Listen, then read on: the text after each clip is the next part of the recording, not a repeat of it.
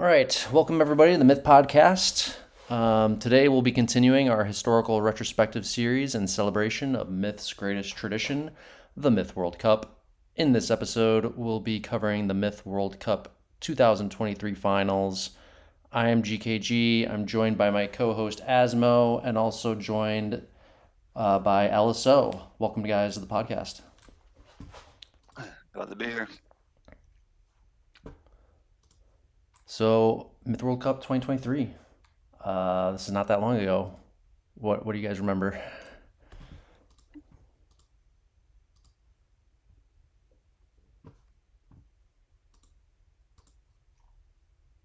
Also, I can't hear you. Asmo, can you hear him? I can hear him. Yep. Oh shit. Okay. Oh, I turned him all the way down. My bad. What the hell? I don't know how that happened. That's weird. Okay. Okay, I can Can you hear hear you. me now? Sorry, I hear you now. Yeah. Okay. I was just saying that this was the first, I guess, and only tournament I played when I was living in Germany. So I played on a tiny, like 12-inch laptop on my desk in the corner of my room, and that's like the main thing. Very different than playing on desktop back home. That's pretty much the main thing I remember from this tournament. This finals specifically, very vague memory. I remember screwing up the first game strat, like did it a whole bunch of stuff backwards, but That's right. I don't other remember that than until you just mentioned it. Now I I remember. definitely remember just like screwing it up. Just the way it was written out, I was mixing a whole bunch of things up, and it was too late to fix anything. And we got a spoiler rolled on that first game. So other than that, I really genuinely don't remember much how any of the other games went. So it'll probably start flooding back to me as we watch them though. Um. This is my So first win though. That's had to remind myself of right. that a couple days ago. This is the first World Cup I've won. So this is our second year together as a team. So first Right. year kind of went bad, then we made some fixes and came back and won this year, the year of the laptop. So so I also made a transition to laptop in the aftermath of, well, the year before. The year before, my desktop took a shit on me, and I had to play off of a MacBook ever since. How did it affect your play, having to Oh, play on a it's laptop? terrible. I mean, Yeah. I got adjusted to it, and it's not the end of the world. I could still play well, but I mean, it's a screen a third of the size of my regular one, and Right. I did bring my peripherals, so I did have my regular keyboard, and no, I didn't. I just had my mouse. So yeah, on a little laptop keyboard and a little tiny screen. I guess. Oh, Okay, so and you didn't even have like desktop peripherals. You no, just and went to I laptop. Yeah. before I left, I emailed myself my formations and camera, and somehow maybe didn't hit send or something. So when I got there, I had no formations and camera, so I had to recreate them. So I was playing on a different setup with new formations and new camera that I'd never used before. I had to go into Fear and set all that stuff up again. So it was a huge difference. But I mean, I got adjusted to it by the end. I'm sure by the finals it wasn't much different to me. But at first it was incredibly difficult to do anything. Just frustrating fumbling over myself and clicking on things I didn't mean to. So maybe slight handicap for you this year on the Yeah, laptop. Yeah. most of the year I'd say maybe by the finals not so much, but I mean I would say that I did get adjusted to it because when I came back and got on my computer, it felt really weird being on such a large setup. So yeah, I'd say somewhat of a handicap by the finals, but nothing too crazy. Definitely not my best I could have played. Yeah, so this year, as you mentioned, second year of MIT. Um, we lost the year prior to this pretty much the same team, like pretty much a similar formula as the same And I team think here. this is about their third year together or something. So Yeah, third year together, and plus, like, I'm sure these guys have been playing together, off and on a lot longer than that. You know what I mean? Like, our of team was like course, really new, I would say. Like MIT as a team, really new. Like only HMP and I, uh, yeah, I think really just HMP and I are the and only as far ones. as me, I mean, I had never played with. I mean, I pretty much played with Funk and Spoon and Shad in years prior, so pretty much everyone on the team was new to me as well, Right. as far as teaming with people. Yeah, I guess I have technically teamed with Paris like many years prior, right? Yeah, But once in 2012 or something, yeah, 11. Yeah, yeah, 2 years, yeah. That was like so long over ago. 10 years ago. Yeah. Yeah, exactly. So this team was like very, very new, and also, very noteworthy that we have in this literal finals. Even though you LSO are considered a top player, like you technically still didn't have your MWC win because you started playing Myth a lot later than everybody else, Hmm. right? Um, but like in addition to you, we had three other players who also had no MWC. In fact, I don't think they'd. Okay, Shad. Oh no, Shad did have an MWC win in 2014 with me. That was his only one. That was his only other appearance, I believe, in the finals as well. And then Funk and Spoon have no MWC finals appearances, no MWC finals wins. So Spoon and Funk had a finals appearance oh, with did me in they? 2020. Okay, In 2020, they were both okay, part of that team, okay, but gotcha. no win, No just a win. close So second. one appearance prior for them. Okay, gotcha. Mhm. You had at least a few appearances prior to this, but yeah. Yeah, yeah. Most of my World Cups, I believe, I Sam got second. Sam won with me in 2014 on the same team, same year with Shad that year. That was famously the only match he showed up for with me that year. And then he won in 2010. So he had a couple. But the point being, like we had like pretty inexperienced team overall, I would say, and Actually, small correction about Spoon and Funk. They appeared with me in 2020. Then they were part of that 21 team that appeared, and then the year prior. So 3 years prior to this, they were all second place no finalists. shit. Oh, I did not know that. Yeah. That's so interesting to me. Wow. So Okay. it took the three of us team together 4 years in a row, and it took us that fourth year to Well, hang on. finally The win. year prior they were with us, and we didn't. Yeah, We that's what didn't. I'm saying. The year prior, they were with us, We and the didn't year make the prior to finals that, we're though. We didn't make the finals. We oh, we lost. didn't. We Okay, lost in the so bottom bracket. the year before Yeah. that, then. hmm So yeah, the year prior to this, this Homer-led team eliminated us in the bottom bracket finals. We didn't even make the finals.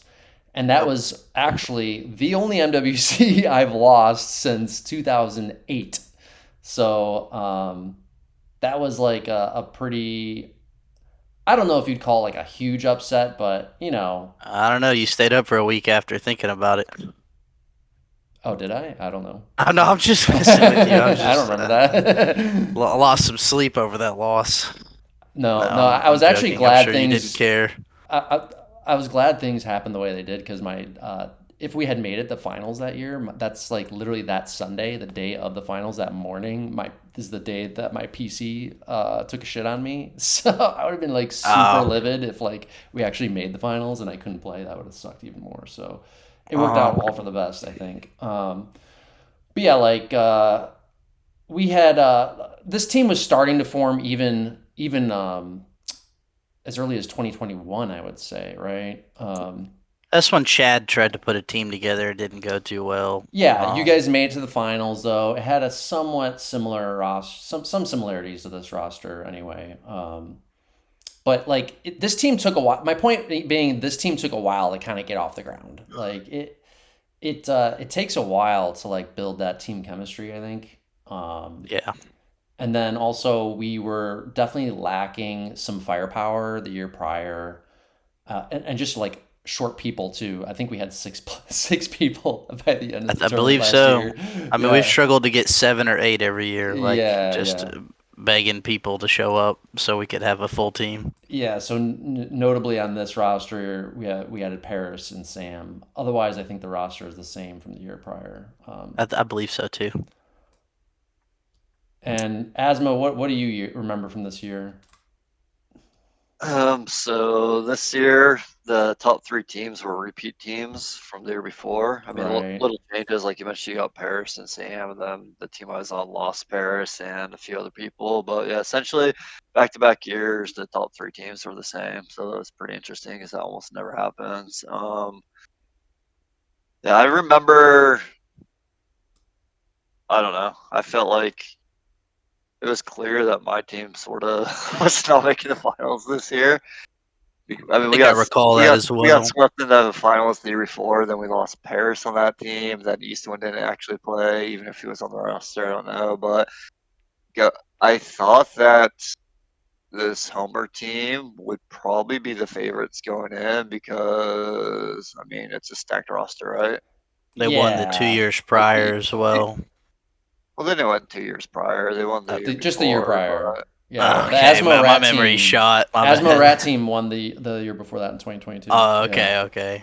I mean, you look at the roster, like it's pretty insane. Like I mean, sure, Empy's weak spot, but that's one That would player. be the only weak spot on the team. And, The and, rest and are solid. it's a 8 versus 8 too, right? So that means a lot less. He's not having to feel like a normal seventh man role. Yeah, It's on a true. roster by roster basis, like their team definitely looks stronger on paper for sure. Some people might in years past say Akira might be a little weaker, but he's I think developed into a relatively strong player over the Yeah, he's years. okay. Yeah, Not as weak as he's Empy, but improved. Yeah, and Empy's a good dude, but hmm he struggles to keep up in kind of the MWC finals setting, I guess. But we have players, as I mentioned, some inexperienced players of our own, such as Funk and Spoon rather, and to a lesser extent Shad. Um, so yeah, like we're definitely like short the experience, but we were they have, in other words, they have definitely better BC power overall, I would say, or let's say BC potential. um, uh-huh. that potential doesn't always get fully realized, obviously, when it gets down to the strategies and execution. But you know LSO, at this point I had been working with you as like captain for like a year and a half or so up to this point, maybe even closer to 2 years. So you're fine. You really hit your stride actually this year. Yeah. Oh yeah. This was the year. I remember like this year I was really impressed by your capping. Like this is the year LSO did like literally freaking everything. I was so hands off as captain and strategist, which was great. I loved it because I don't normally get to enjoy that, taking the back seat there. But yeah, you nailed like all the strategies, and like it was the first time I really saw another captain outside of myself like execute the same strategic ideas as me with like very little or no input, which was really nice to see. So yeah, Well, that's good to hear. you put in a lot of work, didn't you, on these strategies here? Yeah, I believe this year I did because, like I said, I was living in Germany. I had a lot of downtime, so Right. I was able to just kind of like spend a day or two a week, or an evening or two a week, just sitting down and looking through maps and everything and writing stuff up, just chilling and drinking a few beers and getting excited for the match on the weekend. Yeah, I think So this I was the think I year did. you really kind of fully came into your full form as a captain. So Well, we won, so there's yeah, something to show for it. yeah, Other than the Belly of the Beast map. sure. Uh, Lesson yeah, learned there. Shit yeah, happens. huge blunder. It's always the first. I don't think I've ever won the first round or the first game, first map, I should say, in any like match ever. I'd have to look through it, but my like map one record is very terrible. You I always know, start off on the wrong foot. I feel like my track record, always, for whatever reason, not just me but my teams in general, like we always start cold in like the first two games of any match, Yeah, it by seems game like. three, everybody's Yeah. heads are screwed on straight. Yeah, But I don't know what it is, but yeah, that just seems to game be how one it is is. terrible. Game two, bounce back. Game three is smooth sailing. That's how generally feel it goes. But Yeah, you definitely like. I've had several opponents kind of get a false sense of security because they get an early lead on my teams, but then like we just keep kind of you know uh, yeah, switching into higher gear as the match keep your head in continues, the right? game. Yeah, Yeah. that's all it takes. So yeah, I'm particularly proud of this win, I think, for us, because I do think this was like a significantly weaker roster than most of my previous MWC teams. Arguably my weakest roster, besides the year that we lost the year prior, right? Like we're a little bit stronger this year than the year prior, but I also like that we lost the year prior, didn't even make the finals, but we basically kept the roster intact. Like I liked that we kept the team together, didn't didn't like quit and Nobody like gave give up. up, you know, like as if we couldn't compete. Like no, we stuck it together and just realized we need to make a couple additions, mostly just because we were like short, literally just short players, right? So Hmm. That's all. Yeah, it was just didn't have people showing up. I'm trying to remember. There might have been another name or two we had on that year before that never made a single match, but Well, I think or one we of the really things just had a small roster that we had signed up. I think one of the big things from the year prior, right, wasn't PK on your roster like most of the tournament, and Oh then yeah, that he happened. Uh defected he to the quit team I was halfway through. on. So right, you Yeah, guys then we were short go a soon player. Yeah. after that. yeah. There were some inner disagreements in the team about how things should be handled in general sense, and PK didn't want a part of it anymore and left. And since then, you know, PK and I, we had some issues, but we've reconciled since then. So that beef is Yeah, squashed. I'll just say. I So understand his frustrations and everything, but it was just not the best way to handle it. I was also not sober like a single day of that year, so I was not any nice. help whatsoever in anything. I also Uh, remember the year prior, 2022. Like that was my first year, like fully coming back after like a 2.5 year or so absence, right? And I was definitely like we kind of I tried to like captain at the last couple matches of the tournament to try and turn things around for us because we kind of sensed things were going downhill the year prior, you know, by the middle of the tournament. And it was probably a mistake actually for me to switch into the capping role because I did a terrible job. came in cold. Yeah, it came in very cold. I did not realize like how much like you need those repetitions, man. Like it doesn't Yeah, and matter I how didn't put up any long. fight. Yeah, it doesn't matter like how long I've done it previously or you know how much success I've had with it previously. Like I was really cold and rusty with that skill, and did not do a very good job at all. So That that's my gripe with All-Star game type of yeah, settings Oh right, yeah, compared to yeah. Mithril Cup finals. That's why in my opinion, like the finals and Mithril Cup are just such a higher level. Is because it Oh, I does take agree. time to get that oh yeah. Of course they chemistry and are. those reps in. You got Oh, that's weeks of absolutely playing true. together and someone captaining over and over again, and then you square off at the end of it. That kind Everyone's of Maybe in like like top all shape. that kind of informs you how large team myth tournaments should be set up is they should be set up to get the top four just long enough to get the top four or so teams that would be the contenders to be in full form by the time they get to those top bracket, bottom bracket, and grand finals rounds, right? for sure. Like that's Going to really Masters. the whole point of that format. And I think about 8 weeks is roughly the right length, I think, right?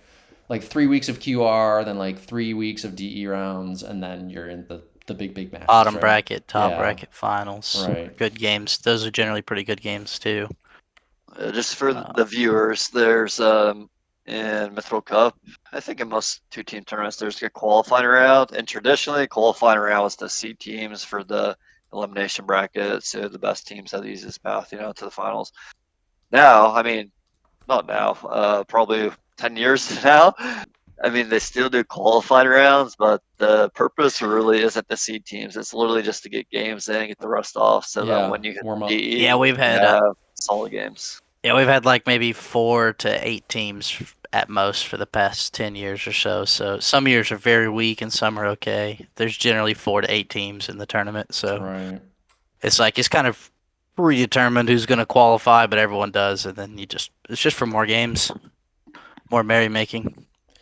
I do like that about the tournament format too. That you can kind of like there's a bit of like a story and narrative that happens throughout the tournament for teams. Like you'll see some teams kind of like well, you see both sides of it. You'll see some teams kind of like start weak and then like end strong, or you'll see the opposite, start strong and end really weak, right? And you see these like big turnarounds. And I think that adds like a really interesting dynamic to this like longer tournament format, right?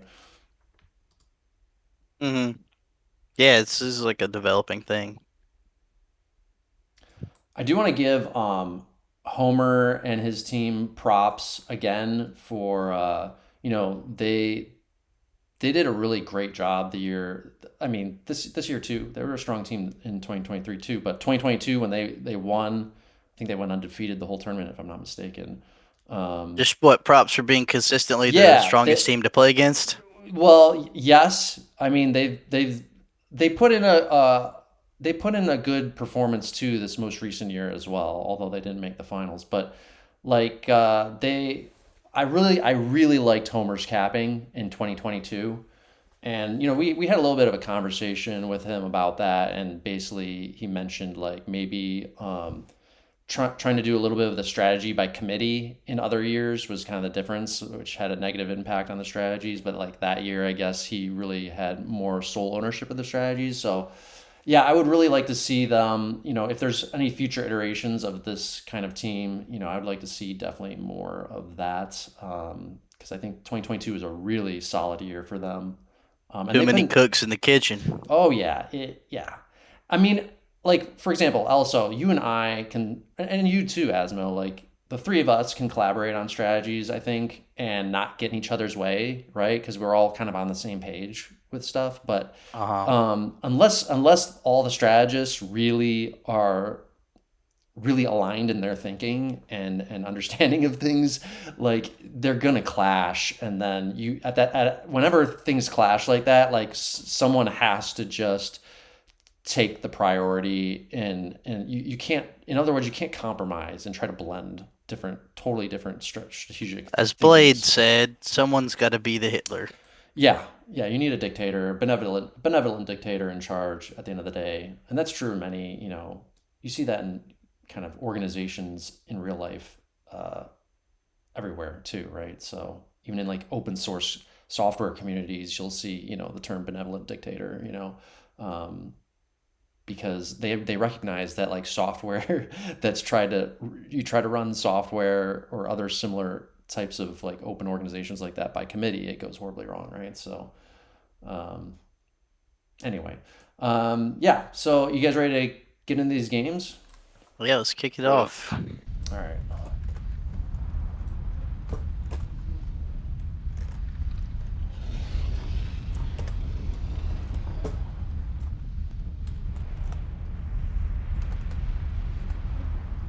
I don't know who picked the maps this year, but the finals maps look pretty good.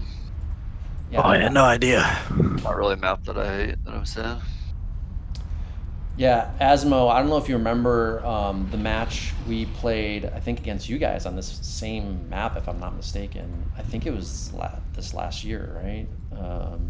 Oh, the Smith, yeah, most recent Myth World And Cup. you guys won on that one as well. So you and I have had a really bad track record on this freaking map. I think you guys. We played this in World Cup. I think we played it last year against Yeah, Asmo we did. too. I thought we played it in that draft tournament. Maybe we played it in both. Played in Both, World Cup for maybe. sure. I don't know about the draft. We played in the draft too, but the draft was a different unit set. It had, Yeah, like, we draft definitely stuff. played it in the draft, and it was the same unit set. No, it was different because there was drafts. Oh, No, oh, it was the different same. I drafts? mean, Oh, it's whatever, but I'm pretty sure I remember this same unit set being. So we played this 3 times in the last 2 years. No. We played it even I don't more than remember that. it being in the World Cup. I do remember this one though. You played it in 2022 finals too, also against Rat's Probably. team. And I think you guys lost a close game on that one. So we've had like a terrible track record on this. Like Oh, and we 0-3 played it or in something. 2020, which I lost. So I don't think I've ever won this map except for in the draft tournament, Yeah. which doesn't really count in comparison to the others. So yeah, terrible track record on this map. I'm still pretty sure that our strategy is the best that can be used. I just don't think it's been used properly yet. I think I've screwed up on this map every time. Well, 2020 was very different. I used to think that, but actually, I think the way Asmo beat our strat this most recent year in last year's finals, I think it was, convinced I'd have me to that look at it. actually I think he had better strat that time. So we I had do a- think our we had strat a was debate flawed. about, What's I- that? I So, say yeah, that not remembering your strat at all, so I could very well be wrong. Our strat was we tried to like jugger all the fast melee on the near side and split the map north-south instead of east-west to like basically nullify all the Soul Hill advantages. Because all the Soul Hills face kind of like east-west, right? So if you can break into the backfield, that was the thinking behind our strat. But Asmo, killed us on it pretty good, and I don't remember what he did. I think the Soul Hills are just too strong, and actually our thinking was a little wrong on that. You bought Solus? So the difference was you guys went max fast melee, right? And so we went max fast melee too, with the exception we didn't get the pusless goals because look at the melee on the map. You got herons, you got fell, roll lead even. Not a lot of good pus targets, yeah. Pusless goals. Like, what are they going to do against that? Because they don't even have like the speed advantage against a heron, Right. So we just traded out the pusless goal points for like whatever. Oh, okay, yeah, fair enough. That's a good point. I remember the debate now. I think you maybe had 4 pus or something, and we had 10 and like 30 goals or something. Yeah. I think the main thing behind that was that the gold pack's still good for the game type, the flag rally, pressuring those back flags. But yeah, when you put it like that, there's very few good pussable targets. Even the Thel don't stay pus very long. They're all are not worth pussing. So yeah, that leaves warlocks, and you're way out of range there.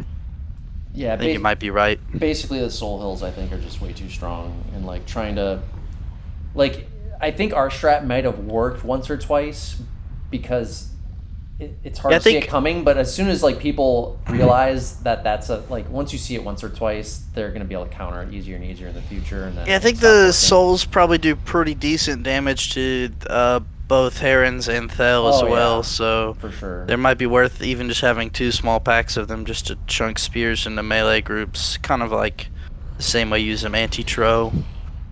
But you might be right, Asmo, but I don't remember that game to make further comments. So, but this one I remember. This one we're looking at right here. I'm stopped at 0 seconds left in planning time. Yeah, looking at these trades real quick, like Homer's trade. Again, we have basically similar to what you did, Asmo, that we were just talking about. We have no Solus and a lot more dwarves, a lot more thrall, a lot more goals. The plan that we were supposed to do but didn't do is we were supposed to jugger, as we were just saying, jugger all the fast melee like pretty hard to the south, and then like defend the north with like locks and thrall or whatever, right? And was it not the other way around? Oh, was it north? No, you're right, because I got it like a defensive line drawn out in the north. Yeah, I think the south is the near side for us, yeah. So... Yeah, because you want, for us, number 8 to be your defensive flag. Yeah.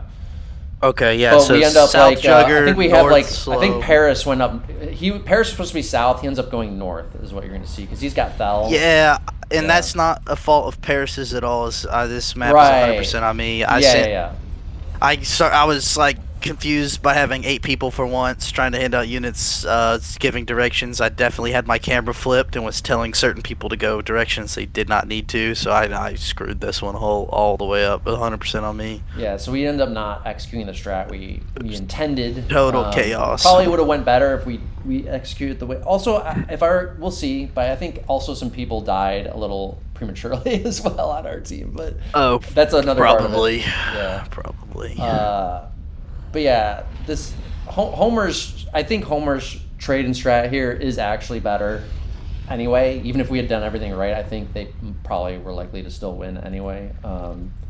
Because I think the Souls are just too strong, as we learned against Asmo. This is essentially the similar strat. They might have slightly more Souls here than what Asmo got, but it's all pretty similar anyway. Yeah. Anyway, you guys ready to start it? All right, 3, 2, 1, go. Game on. So I got the entire Huron pack, and I know I'm going to be looking to my main job is trying to break into the backfield. I don't want to do anything else. Okay, yeah, I sent Shad and Paris the wrong direction, so Shad should be going north and Paris should be going south with you. Right. And it's actually my bad to not see it either. Like, I should have saw it as well. Oh, Spoon and I are also going the wrong direction, so that's me sending 4 people the wrong direction, including myself, so...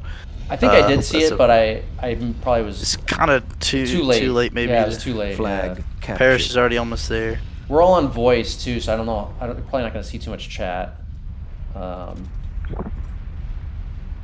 Yeah, and this map, just a note. I mean, Flag captured. these corner Flag flags are very captured. kind of hard to defend because you can get yourself trapped in the corner Flag very easily captured. trying to defend them. Flag captured. And it's kind of weird having to go between defending Flag that middle captured. flag and the corner Flag flag. So captured. I don't know. This map has never played the same, not once. The 4 or 5 times it's been played. So I think it's still a good, viable option for future tournaments as well. Looks like Maybe a different game type to change it up, but yeah. So right here I do like already. this pick. It's a really nice pick. So your deep dive is already pulling them back. Yeah. But you have no other Thel to help you out, which was the whole Right. idea of the strat. Where our Thel in the north are just stalemated, which is what those Thrall and Warlocks would be perfect for. So there's not really much we can do. I ultimately back there. out here because I recognize that Tirri and ours are going to double team me if I try to. And there's not much you can do without the locks. Thel and Warlock support. Yeah. So yeah, we're all over the map where we shouldn't be. And their Flag Solus are now captured. walking up to get good Which pressure. honestly isn't that big of a deal. The fact that like we didn't all go where we're supposed to go. Like right now, there's HMP lost a couple goals mid that looks like he wasn't paying attention to or something. But they were contesting for the flag against other goals. yeah, but there was like no reason to contest that. I don't think. Yeah, I was there too when they died. I think it's really more of we just at this point we like end up dying really prematurely on the north side. I believe Paris and Sam just Yeah. dookie on themselves and die, and then we have no warlocks, so we have to fall back. I believe that's how it goes. Yeah. We'll see them soon here. Do you guys remember what your plan is at this point when it's sort of still mated? I was definitely trying to still survive? break through the south. I really wanted to break through the Flag south. That was captured. still going to be where our offense was. Everybody else was still supposed to hold. So yeah, I'm moving south here with all of my stuff yeah, to 'cause help push with GKG. Yeah, LSO and Shad. Shad's got his lock there, and LSO's got a melee pack Oh there. no. Flag. Guess Oh, just have to walk Paris across dies the right here forest. in the north at 9 minutes in. Yeah, 9 minutes remaining. like a solo Puskull, just and then a beautiful lock shot too. He blocks with a square block Yeah, with a formation. clump style block. He thinks his most Something had to happen with Paris there, right? Did you guys watch how that played out? Like, I'm sure he's told us why it happened, but I don't remember. I don't know. You know, Yeah, I there's don't- I probably don't a know. I reason remember he just that. let a goal I walk assume he up to his fumbled warlock. Yeah, I assume he just fumbled his controls or something. Flag captured. But we still have the opportunity to push real well here in the south. I'm Just breaking through now the it's- south. Yeah. It's more of a gamble though because they have the inverse opportunity to push in the north, being so heavily up. Paris is very red on all of his melee. Oh, did we lose 2 locks north? No, Sam. Where I'm at right now, which is I'm at 8 minutes 10 seconds. Sam is still alive. He might die soon. Oh wow, did ours Oh, just yeah. die? Or just get blocked? Oh, big shot. Okay, all of Sam's melee gets pussed. And he Shad gets, kills ours lock. Nice. Yeah, Sam's lock is So- about to go down. Yeah, Funk needs to help Sam here, but doesn't. Yeah, that lock should have survived. That one Huron should not be able to kill that lock there. Yeah, that was so unfortunate. with Sam and Paris down, our north is totally screwed. Even though we're up in percentage, all they can do is just run away. Yeah. Funk And really he- should have been able to defend that lock. Yeah. Oh, Shad loses his lock in the south to Solus. Oh, jeez. Yeah, we have like one and now lock you and now. I basically just have to bum rush them to try to get anything. Yeah, to we're happen. so far down now. Do we even have a lock left? Oh, yeah, we got one lock. We got one lock. one which on is Spoon. defense. Spoon's got the last lock for us. Which is terrible because they still Yeah. have 3. Now we're gonna I think we're gonna get up on flags if I'm not mistaken. We're up on percentage. Yeah, No, No, not we're not. anymore. Never mind. We're down on percentage and on position. Well, I have pretty good position, but yeah, our north is gonna collapse to those 2 locks. Oh, for you're sure. the only player with good position Yeah, here. Everyone yeah. else is in a bad spot. Paris is Right. eating more shots. He doesn't need to. Well, Paris. Okay. This is just a game getting, that. like, annihilated. This is a game that Paris probably deleted from his computer and decided never to think about again, and rightfully so. I'd do the exact same if I were him. Definitely just a game 1. Can't do anything right. He Sort got of a game. little tilted after he lost the lock, maybe. I don't know, but Oh, probably. I would too if I lost the lock about 2 minutes into a game. Do we have VI? Yeah, so like where your position Oh, we is, have you're VI. able to come behind. Yeah, but there's They so got a many heavy warlocks, D. and we're down Yeah. 12%, and just like we're not in any position to do anything. Once their soulless get there and all their warlocks get there, we just stand on the hill and eat shots and die. I feel There's like no one on the other side of 2 to help you rush to. Also, I feel like the So- one play we have to make at this point in the game is if you try to break through mid and go And rush 2 with go you. to 2 with me. Yeah, I think if we I had believe done that, I believe you're right. I also think this is a game that everyone was, I screwed myself up mentally from the start and was not thinking properly this game. Paris screwed himself up physically from the start. It's a good call, but I we got the definitely didn't see flags, that but in the the game. percentage is way down. Yeah. Yeah, we're just being choked on our last flag here. All we can hope to do is rush someone and hope they click on themselves. Yeah, those souls are gonna be brutal. Got Looks like maybe you're coming around to help defend. Yeah, I remember long way. asking what I should do at this point because I couldn't really rush 2 by myself. I think our last warlock goes down here. Yeah. Yeah, Okay. yep, there it is. That seals the deal pretty much. There's not much to do there. There's a Flag couple thrall and captured. dwarves to hold the line. It's right against not souls gonna and happen. locks, 5 not minutes gonna happen. remaining. souls, locks, and herons. It's just like a. I think I'm trying to rush their souls maybe just to relieve pressure. You're being shadowed. Yeah, from here. Yeah. We're just dying. Yeah, it's pretty much game over. We don't look like a finalist team at all in No, this game. It this looks- is really we don't look bad. like we should be here. None of us. Yeah. Victory. All of our imminent. ratios are negative. I mean, I do like though that we can eat shit on the very first game and still keep our composure throughout the rest of the match. So that's good. Especially in a 7-game series, like I can tell myself, like, okay, it's just 1 out of 7. Yeah, it sucks, but like there's plenty of time to come back. Yeah. Yeah, so right here, I think I called a desperate thrall rush on the Solus, which does nothing and will never do anything as long as Myth exists, but there's not much else to do. Looks like you can easily kill Pink here, but it doesn't matter. I had an unfortunate death there. Yeah, well, Got the even lock, without though. the dud, you still kill Pink 100 times out of 100 here. It doesn't matter because the rest of their team is dead. Who is Pink? That's Tirri. Tirri, losing to you yet again. He just didn't have enough units to really fully take on my squad. Flag. Yeah, so captured. you're the only one with positive ratios thanks to Tirri's final contribution there. Everyone else just ate Dookie all game. And yeah, Homer's strategy was better. They presumably went the correct directions and executed it as they were supposed to. And just all that artillery, just such a small map, was able to choke us down into nothing. We did have a couple blunders, strategical and micromanagement blunders, which did not help, but they definitely just owned us this map. I think even if Paris, like that, our north flank had not Suicided. basically all our lockers had done a better job and not suicided.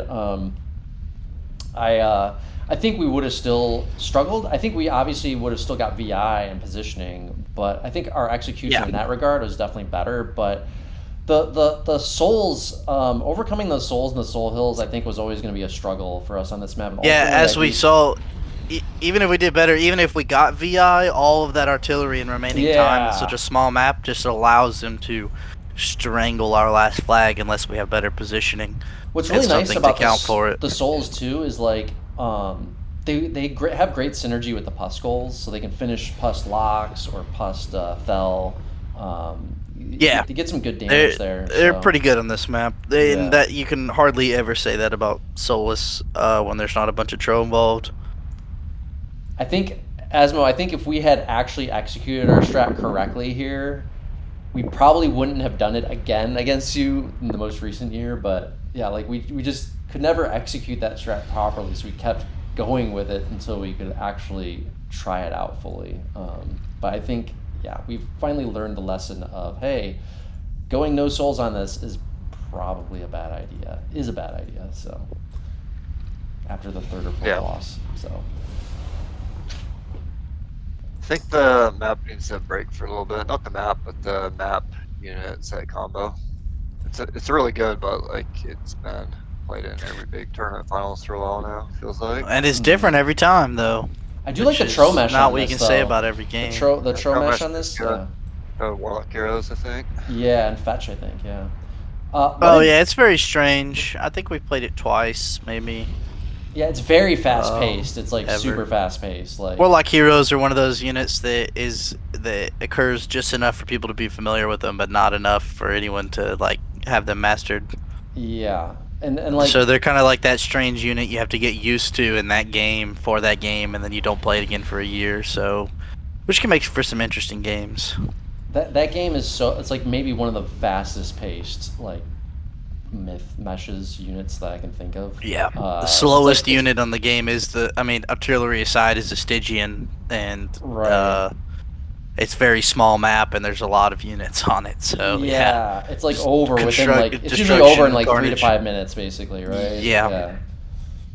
It's just about Ghengis had some good ratios on this. What did he have? Does anybody remember? I think they did a lot of mixed packs, so all their heavy hitters had like a handful of Heron, Stell, and a Warlock. So Yeah. I It think looks like he had they some did a bunch of.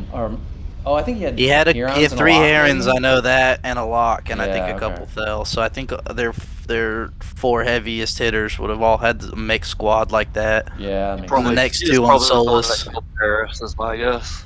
Yeah. Yes, he yeah. was. Yep, he took Paris on, and then whoever was with him north killed Sam. So they just rolled.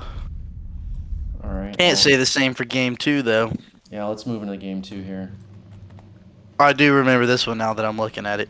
I like this. I like this one too. Yeah, of course you do. No spoilers, but Oh, I remember this game. Oh, yeah, this was like yeah. just an absolute This is like absolute manhandling. reversal, basically, like from the Enormous other game. manhandling of the rat-sized cats. So as much as we screwed up game 1, they do the same thing in this game. Now, basically. earlier discussion we had, just clarification, I'm paused at 0 time left and planning time, so I'm able to see their full trade and distribution. So earlier we discussed strategizing as a team, whether it should be one person, a couple, or everybody. And this year they definitely did. Homer did say that several people put their inputs in, and I remember this map specifically, him saying that there was a lot of disagreement on what should be done. And at the end, there were a couple, louder voices that got their way, and it was just the wrong way, in every way imaginable.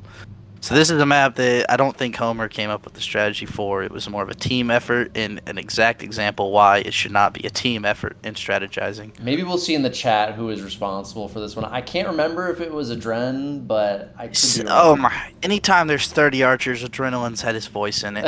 maybe. just, I don't want like, to throw him under the guaranteed. bus because I'm not 100% on that, but yeah. I mean, I don't remember 100% either, but I'll just strongly assume that Adrenaline had a hand in it, and I think maybe Tirri or ours, one of the Finns had something to do with it as well. But again, far from 100%. We'll probably certain. see in the chat. I think they say something in the chat later. But yeah, I do believe at the end someone says like so and so screwed us with this strat or something along those lines. But so yeah, for differences they get what is this? Let me count it out. 4, 8, 12, 16 archers to our 0.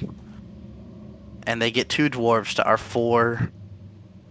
What's the main difference? Oh, we get warriors and they don't get a single warrior. So we're maxed out on heavy and fast melee. And the rest of our points are spent on dwarves and a handful of thrall. They have 16 bowmen. yeah, Which they this 14, is a- but yeah, still heavy. 14? Did I miscount? Okay. It's still heavy, Yeah, though. 7 and 7. Correct. So, I miscounted. they apparently had some thinking that like warriors were not as valuable, so they go no warriors, and they just want to have like archer thrall squads mixed in with Stig Pus squads, I guess. This is like the epitome, a prime example of like very like opposite ends of strategic thinking, right? We go no archers, max melee, and they're doing the opposite essentially. And to anybody who thought that this was a good idea on their team, The reason it's not a good idea is because it's, look at the game type, king of the map. This means you Melee want to, dominates king of the map. yeah, you want to be able to. It's so hard for archers to push even a single melee unit off of contesting a flag, right? It's so easy to just spread. If you got heavier melee, to just spread out, and you get way more map control. And even where you don't have map control, you usually can still contest. Even there's even Stigs on this, which is another kind of point against trading archers, right? Because like archers are gonna have a hell of a time trying to push a Stygian off of contesting a flag.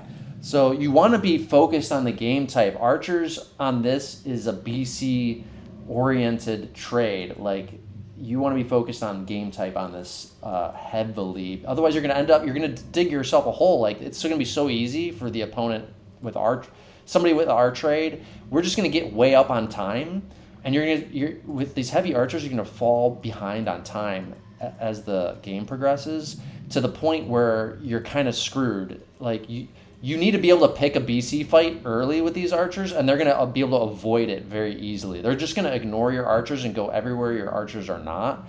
And speaking of going everywhere, I mean, this map is so mobile, too. There's like 5 paths through the middle, a whole circle around the way. So if you're pushing a flank with archers, I mean, a melee on the other end can easily run away from you and focus somewhere else. So the only there's hope... very, very mobile map here. If I was stuck with this archer trade that Homer's team has, like the only viable option you have is to go the middle. Like all mid and then just try to pick a fight and like basically look for wherever we have dwarfs or warriors, try to walk them down and pick a BC fight and just hope and pray you can pick a fight early, because the longer the game goes on, the more you're going to be underwater with this trade here. So, yeah. And speaking of middle, I mean, that's where the highest concentration of flags on the map is. There's 6 around the peripheral of middle. Yeah. And middle has a slight, although not very noticeable, slight height advantage on terrain. So the mid is the strongest part of this map. There's like, 6 ways to enter and exit mid, all with a flag at it. Middle has a slight hill advantage on each of them. Even if you don't contest the 4 outside, if you can strongly hold middle, then you have the whole map. And so I think that's pretty much what our strat boiled down to. 1 player on either flank and the rest taking middle to have a strong map control. And once we have middle, I mean, the archers are not pushing them back away. And they're not, and even if they push one of the flanks, they're just going to run. So middle is very strategic here. Well, I don't and having think that heavy melee too. I don't think middle is always important, but on this map, I see middle more as its primary value is not the flags, because there's some flags. It's the whole around map position middle. you have. You're able to control the whole map from middle because there's you can easy maneuver access. Around the map. Yeah, and that's what I said earlier. I mean, there's 6 ways to get in and out of middle. Once you have middle control, you have easy access to every part of the map and the flags, and the ability to support either flank. Middle is just very strong in all like ways you could consider it. I don't think we do a 2-prong on this, though, if that's what you're saying. No, there's 1 player on either flank and the rest middle. Yeah. Okay, yeah. Maybe 2 players on 1 flank and 1 on another, but I'm pretty sure we're like very heavy middle on here. I think that's the strat I came up with was going middle. Because like middle is big enough that like even if you control it, it's hard for them if they were to control middle, it'd be hard for them to control all the flags around middle, because they're so kind of spread out around the middle. It's a lot of ground to cover. So they have 3 players on archer thrall squads, which would leave 5 for melee squads, but they don't have much melee, so it looks like maybe they have 2 players. No. And look at this. They put like their Empy's best players, thrall. with the exception of Ghengis, who's more of a meleeer anyway. They put their best players on archers, the archer thrall squad. So Ghengis, Akira, and Karma are on Stygian packs. Drin, Ars, and Tirri on archer packs. And looks like Empy has a thrall pack, and Homer has a journeyman. So just like not an excellent use of having 8 players here. I don't. And just not really good rolls. I mean, what are you going to do with a handful of Stygians and a Pus? Whereas we have 3 players on heavy melee Pus. I think we did bottle Pus squads. And then everyone else has a dwarf and melee combination, I believe. So you, I, and Paris have melee and goals. Gotta be one player without a dwarf. But still, they're much more evenly distributed. I'd be surprised if we easier to did work Bottle with. Plus on this, but I'll see because there's no nearby water. I mean, since we're sending 3 or 4 of our dwarves mid, that puddle right there, we made some bottles on just for using later. Oh, okay, yeah, you're right. Anyway, maybe at least the mid players did, maybe the flank players didn't. It's a little slow, but it is towards the middle, so it's not. It's still and it's on king the of the way. map too, so it's not like Flag Rally where you're rushing to get your units there. I mean, you can spare a minute to get a bottle to use in an engagement. All right. Let's see how this one plays out. Yeah, you guys ready to start it? Uh-huh. Asmo, you still there? Yep. All right, 3, 2, 1, go. Game on. If I was on the rat-sized cats, whatever the name is, I would have dropped this game plenty of time. Yeah, yeah. I As soon as you legitimately saw the was, trade, like, yeah. Oh, it's like freaking embarrassing, man. Like, how many times have people played Dead of Winter or Tamerlane, the exact same unit sets?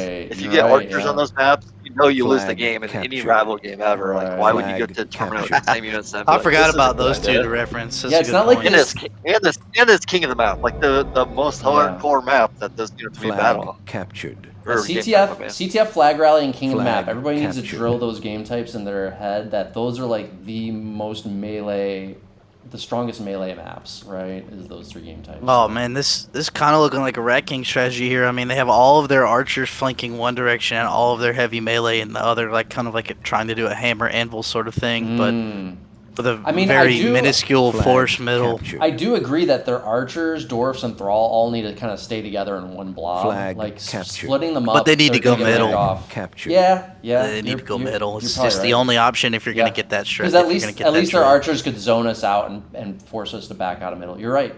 Yeah, so it looks like a... They're even flanking their archers in the wrong... Like, it's not even correct use of their archers, So, Flag we got... captured.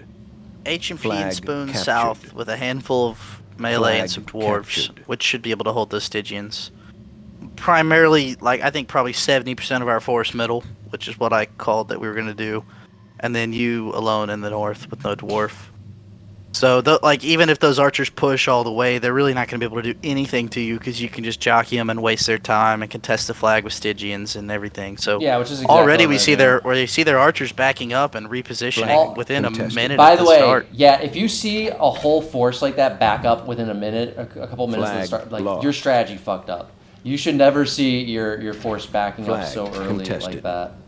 So Paris goes west here. Their west is bottled up and can't really do much. Funk is arriving with his thrall and dwarf. Their middle can't really push me and Shad here. There's not much for them to do. They literally can't even break out. Not a single into the place, middle no. Or outside. So, like, they're stuck on their side of the map. They're just totally pinned. So they split their archers up. So ours is going middle, and 2 packs are now pushing you and Sam, but they're not really going to be able to do anything against your Stygians. Yeah. They have a dwarf, but it could be pussed if it comes out to the front. Yeah, you're seeing a perfect use of how I'm able to counter. Like, they even have 2 squads and a dwarf there, and I'm just going to tie them up and stall them all by myself on that north side. That dwarf comes out and it exposes itself to goals. Right. And it's got to hide again, and the Stygians come back That's in, exactly and archers make no progress. By the way, I just want to point this out. This is exactly how you deal with dwarfs like this. You put the Stygians out front to bait the dwarf forward, and as soon as you see the dwarf come forward, you put your pus skulls in to force it back. Just what I said. Yeah. There's no way. There's no counter for them. They do have the thrall, which they can use to kind of bully your small Stygian squad off, but it's so slow. They're not gonna. I mean, you're holding up. Let's see. They have at least 30% of their force here, and you have 13% of ours. It's just a mismanagement of units that leaves us open to win elsewhere. Captured. They do finally push me off the flag with 3 of their players. So Sam and I tried to quickly rush them, but it didn't work out too well, so we're backing up in the middle. Sam misses that pus on that dwarf. But they missed the pus on me, so it's fine as Sam picked it up. True. They're down the pus. A little luck on our sides. It was kind of brash of us to, I think that's the right word, to push through that choke, which we didn't need to do. Oh, they tried to land white Shad, but that was pretty stupid. He just kills it.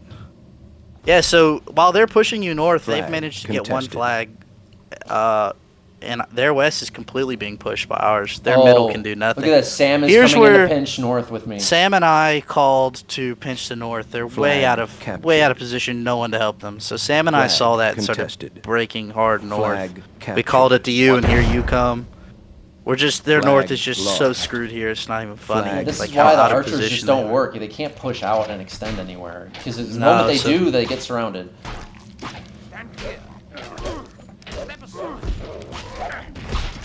Sam's dwarf gets attacked. I backed up to defend him. Should have just done that with a couple melee, but Okay, we're the still dwarf gonna surround him The and dwarf kill finally him. got pussed, but it's gonna be tough to finish. But we still got a pretty. We're still gonna be able to mop this up here.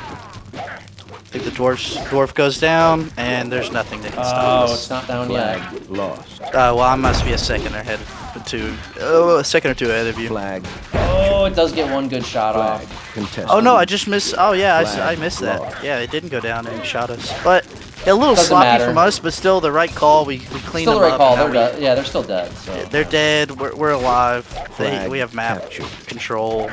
They send more archers to help them, but they can just be ran down in a second Flag too. captured. They flame themselves. They flamed themselves. Desperate attempt to live, they Flag flame themselves. contested. Shad is now coming around behind them too, so they're even double Flag screwed. lost. We're picking up the momentum here to roll them. And their south is currently losing at the same time, so they're just losing everywhere. They're desperately sending a couple melee through the middle to try to get some flags, but it's not really going to make much of a difference. At this point, it's just cleanup. Yep. Game's already over. All We'll the just- archers are dead. Flag captured. If you want to know why archers are Flag bad, you just watch lost. this film. Yeah, this is a prime case of it right here. See, by the time their Stygians get there to help, they're all dead. So it's just like, I mean, if they had fast melee and they were outnumbered, they could run. Flag contested. If they had more Flag fast melee, they would lost. maybe be able to save themselves, but they spent way too many points on Flag archers there. captured. Akira, who's like one of their last players alive, is getting surrounded by like 3 dwarves from us. Mm-hmm. He's doing a good job, like with what he's got, but With surviving. yeah, But that's it's about not it. gonna matter, yeah, in the end. I mean, Spoon did a great job surviving the game prior, but Flag same lost. same ending. Flag unhappy one. captured. Good puss from Spoon on Akira. Flag His dwarf captured. his dwarf doesn't oh, his shoot. dwarf doesn't Flag throw. Oh my His god. dwarf does not want to throw. Finally Could have throws. if his dwarf threw, that would have gone a lot better. But I think still good. 5 Good play minutes from He's gotta him. get one more throw, otherwise he's gonna die. Oh, that was a little too far. Yeah, he's gonna die. Yeah, that's an example of control clicking. It almost looked like he just clicked on those Stygians and his dwarf couldn't figure it out. Yeah, maybe. Where if you control click right in the middle, the dwarf just chunks a bottle. Flag captured. Flag lost. Revise all strat to a Flag Dren. captured. So maybe Adren was actually Flag the one contested. Yes, I arguing called against it, and it was Genghis' idea. So we were too quick to judge Adren on that one.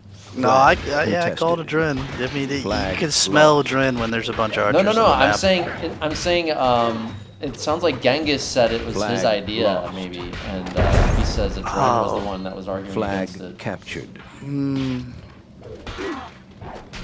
Hard to I say, don't but- believe so. I don't believe. Maybe the Genghis's wording doesn't really make sense either way, Flag Yeah, lost. it's hard to say. but I'm pretty sure Dren had his fingers Flag captured. in it somewhere. I don't see Genghis advocating for Flag 14 archers on captured. this map.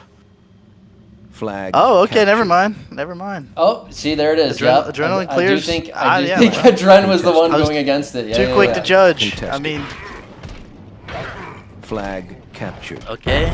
I know Wow, what you even mean though- with a Dren, but on sometimes he does get it right. In this one, he did. I think. Okay, fair enough. I just, he's an avid archer and artillery lover, Yeah, for and sure. takes any And opportunity Genghis to is take usually those the more units. melee focused guy, so it's Correct, kind of correct. unusual it's kind of unusual that worked out that way on this, but yeah. Yeah, so I Getting liked how I fast played melee that were- north, kind of tying up Adren and Tirri in that north. That was good. A nice our pinch south on them. and our southwest, which I honestly did not watch. I just left them to do their thing, did everything right. They pushed while we were pinching, and their south started backing up. Our team pushed on them to keep the pressure up instead of just watching them run. Yeah, besides Shad held the middle fine, so our whole middle and south played that well, while you, I, and Sam were focused on rolling their northeast. So, uh, pretty good play from everybody across the team. yeah, I'd besides say the kind I of could the have played a little bit locking better. game one, I think our team is like I'm seeing them execute pretty good, like pretty well coordinated stuff. So Yeah. we'll see how the rest of the match goes. But just like If anything stalemates, then I think their team might have a BC advantage. But as long as we're able to execute, then everyone on our team can play their role well and execute how they need to. oh, I do want to say I just remembered that this year because again the year prior my computer took a shit. Um, and ever since I really could not do a good job throwing, especially this year. Like this year, it was awful. So like you'll see that basically, I think this whole tournament I didn't do any throwing. I was pretty bad at it whenever I tried. Just I'm a trying to little shift bit. the blame over to someone else. No. I'm just pointing out that normally I would be a thrower for my team on a throw map. You know what I mean? It's kind of Yeah. unusual to see me not throwing, right? So that was the reason for that. In more recent year or so, I've gotten a little bit better because I put it in a regular keyboard, so I don't have to use my laptop keyboard and stuff. But Laptops are just not conducive for gaming at yeah, all. In my opinion, you need a good desktop setup to do well. but yeah, I The think large screen, the keyboard. I mean, if you're just using a laptop to run a monitor and keyboard, it's fine. But that little small keyboard and small screen are just not good at all. yeah. So this tournament, it was like you and Sam were our throwers, and I was taking the back seat. This might be my second Game tournament on. throwing ever, so I can't Also, say I probably did the best. how do you like your throwing? Because there's some you have some different opinions about your throwing. I'll just say out there in the community. How do you like your Bro, throwing? some people think I'm terrible and some think I'm good. I don't know. I think I'm better now than I probably was at this time. Um, I mean, before I started like working a lot with you on just general myth principles, I was not a good thrower. I mean, I could keep them alive and not do things stupid, but since Okay. working with you, it changed my playstyle completely. In the first couple years, I think I was not very good at it, just like managing. But I think I can do really well now. Okay. I know what to do and when to do it now. And for years, that was the biggest problem I had with Tro. Is just like all I had was films to watch, and as I've learned recently, that's not really a good basis to go off of because you watch some people that win, but not necessarily because of their throwing. And just trying to copy films and not really sure why I was doing what I was doing, just trying to copy stuff.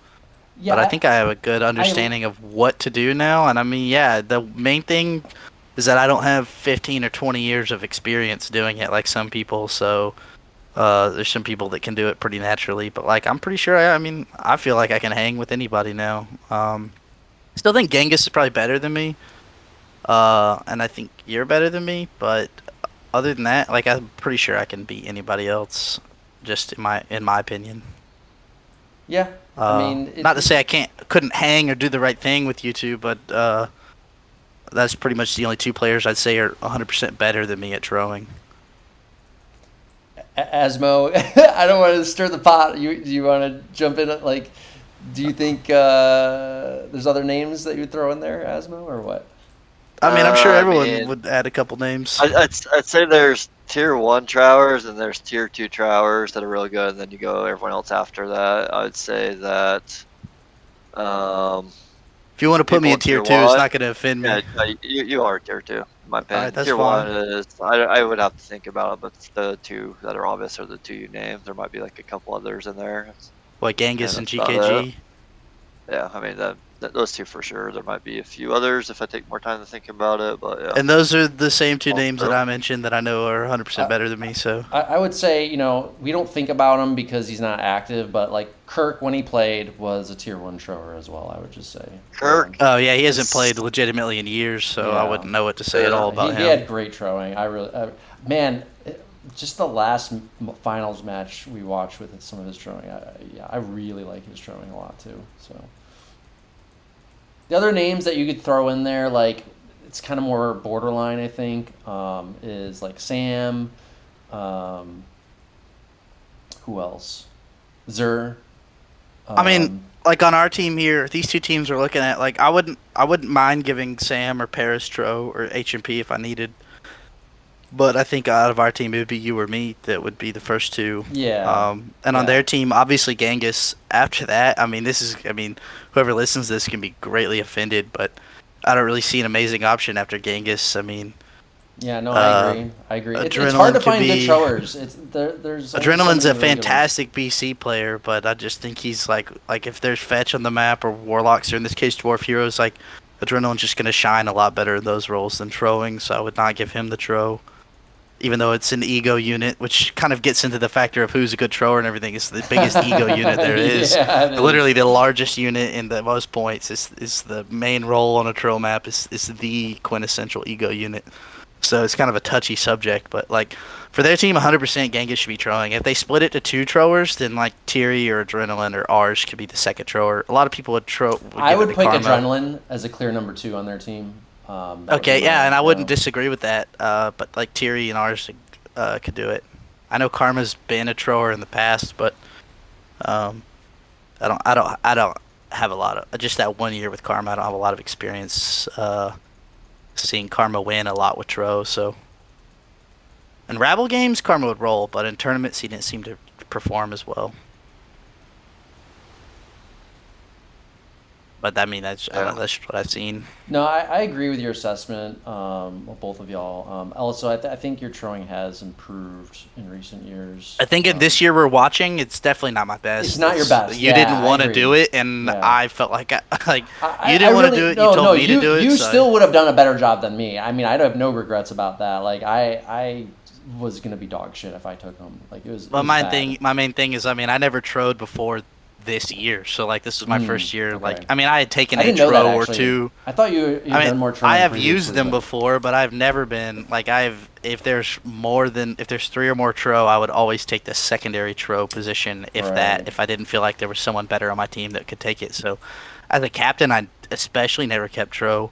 I had done them in a rabble 1,000 times, of course, and on some teams I'd played a 1 or 2 tro role, but I'd never been a primary thrower, and especially not as captain. So being captain and primary throwing was completely new to me as of this year. Then the year after, I got really comfortable. I think I did really well with them last year. I don't think I made too many. I mean, of course, I still make mistakes. I'm Asmo's tier 1, tier 2, I think is a correct assessment. I wouldn't say I'm a tier 1 thrower. But I still make mistakes, but I got more comfortable as captaining and throwing, which is a lot more difficult to do than just throwing. So I don't even know if I'm a tier 1 thrower anymore. Not until I get a regular gaming PC, to be honest. But I'm a little bit better than I was in 2023, but not. although Asmo's not in this game, I think Asmo could do it pretty well too. Having Some the high idea praise of there, what, Asmo. having the idea of what to do with the throw is a main part of throwing, and I think Asmo's got that down. Yeah, Asmo. Yeah, I mean, if you want me to get into more detail, so I guess the reason I put Elsa on tier 2, including myself, is I think we actually have like the tier 1 macro in terms of trial. Like we know the plays to make, but I think we're just a little less well prone at clicking with trial and like those intense trial fights than I'd say a Genghis and you. And I do agree that Sam might be that tier 1 questionable. I'd have to watch more film to confirm that, but that is another person that comes to my mind that might be in that tier 1. Sam, so that's a really interesting point you bring up. When I compare and contrast like Sam versus you guys, for example, how you just described it, like Sam has the clicking and the control that like me or Ghengis have, right? But he doesn't have the macro as much as you guys have, right?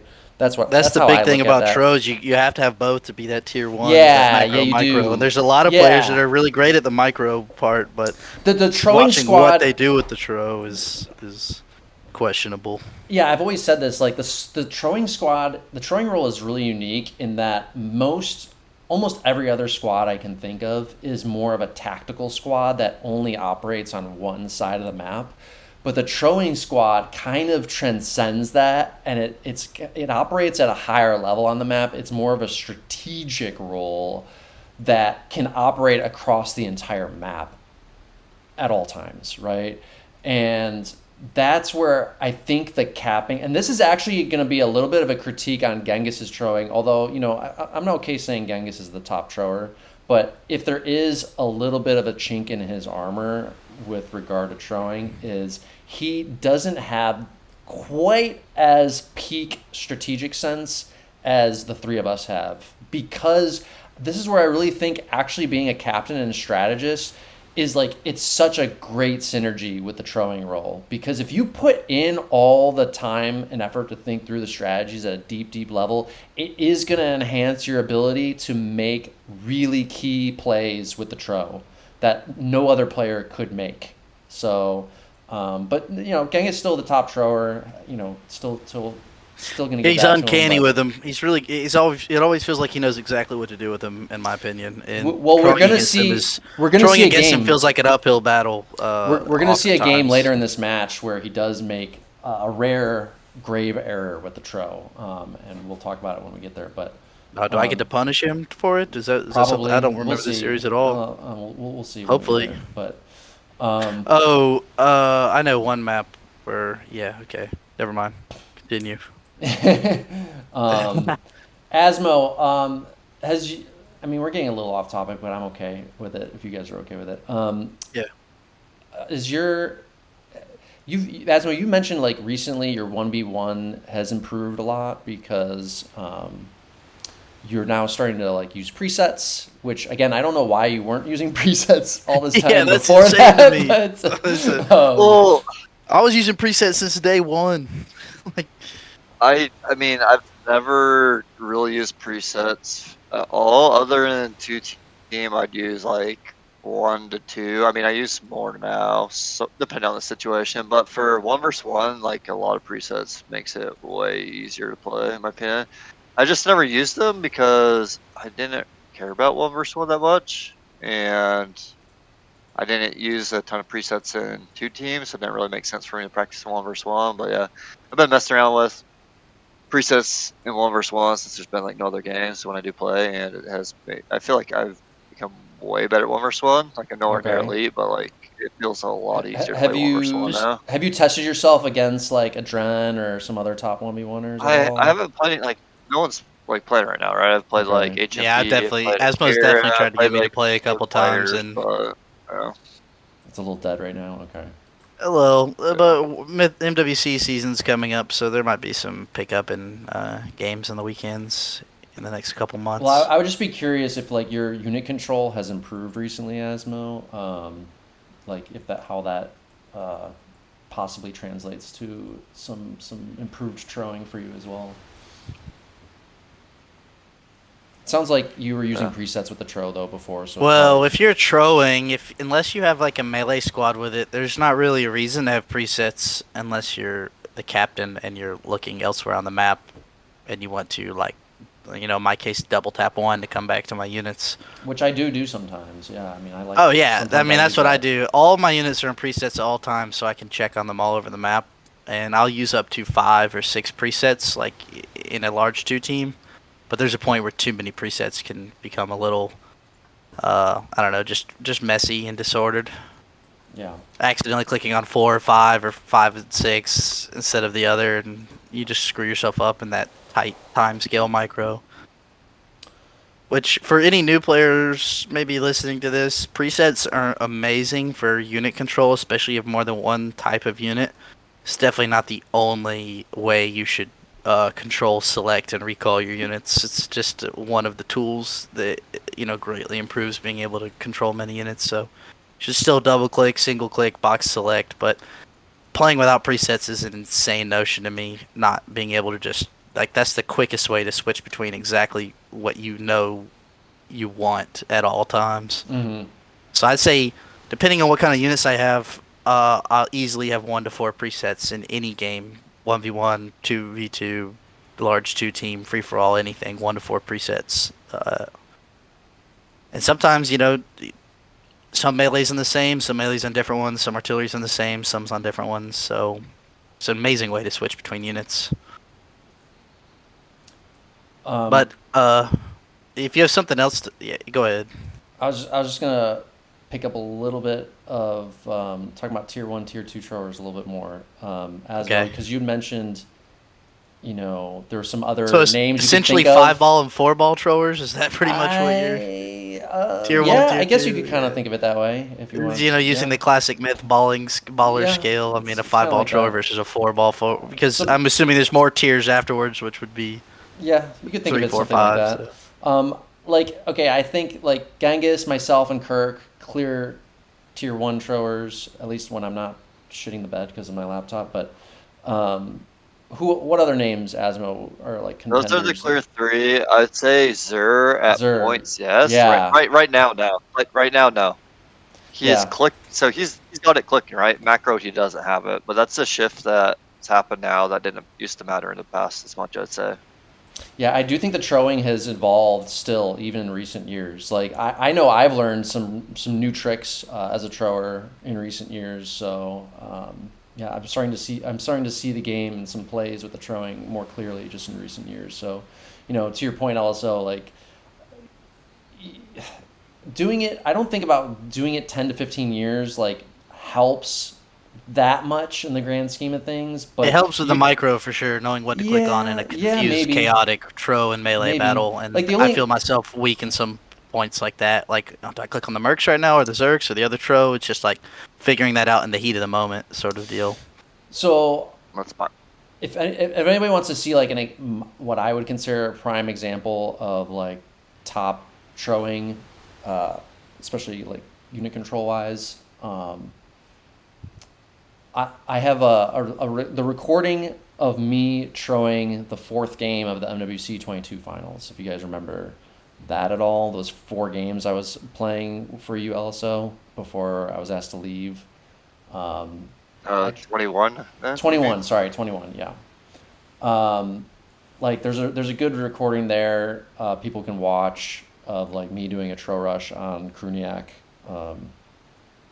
against Oh, some Kruniak heavy was Yeah, always a there's pretty another name decent right thrower. there. Yeah. Kruniak. He's I don't Yeah, know about tier arguable 1, but tier one. easily tier 2. easily tier 2. Yeah, I Yeah. totally agree. Totally agree. Um, yeah, people can look that video is on this channel, I think, and that shows some good unit control there. You'll see how like I switch targets, spreading melee while rushing to avoid arty shots. Like I don't think I do any. No, I might have done some stuff. Yeah, the key with the throwing is like trying to get like frame perfect clicks on like the rhythm and timing of like moving the throw right after the damage that it's gonna deal on its attack Yeah. is done, right? So And that like just takes time and practice. yeah, that That's the part main thing I'm is talking about. yeah. Like There's knowing definitely what to do that. with them is a little easier than doing it when everything happens at such a fast pace. And then like the stutter stepping to like and like closing the distance when you want to you expect the enemy throw to turn around, you close the distance so you're like right on their back before they even get a chance to, and then stutter stepping to get more hits off, stuff like that. There's unit control things there for sure. So yeah, I agree with you. Zur is like the clear like next name I would say is like definitely like you said, Asmo, probably not quite tier 1 anymore, but definitely was in the past. And like he's the very next name I would think of. Sam has the clicking too, but I see him a little bit more as a BC focused thrower. He's just not quite active enough too, I think, maybe with them. I'm not saying he couldn't. Oh yeah, he's like a log on for later DE Yeah, he just player. hasn't been active in a really long time. I'm sure he could improve more with them too. But yeah, Kruniak, yeah, like right, yeah, Kruniak's like right after Zur too, maybe as far as names I would think of. We haven't seen him in a couple years either. Yeah. Totally forgot about that. Yeah, Kruniak, man, before he left too, I'm telling you, the best Kruniak I ever saw was the year the year he left, like the last year we seen him. Like he was getting better and better at this game. I swear to God, it was really impressive. Yeah, he's a very critical player for Paris' team in 2020. Yeah, he was starting to. I started to see him shot call and stuff too, like that last year he played, which was like kind of. It's not something that I traditionally think of. No, I always Kruniak's thought of more him of like as a just a BC BC player. player. Yeah, like a smart BC player for sure, but like he was starting to actually shot call and make good calls too, which was really nice to see. Really wish we could see him again sometime. Not sure what happened to him, but yeah. Anyway, unfortunate. Let's get started with this Just film. for sake of time on this map, looking at it here, 0 seconds left in planning time. Look to be the exact same trade on both teams. There's no differences here. The difference is in the distribution. I kept a Merc pack for myself. Ghengis was not given one. Homer decided to allocate all of their spiders to a spider pack, which I can see the merit of on a flag rally game. Especially something as wide open as this with lots of traversable terrain for spiders. So Empy is controlling a spider pack, whereas I decided to split the spiders up.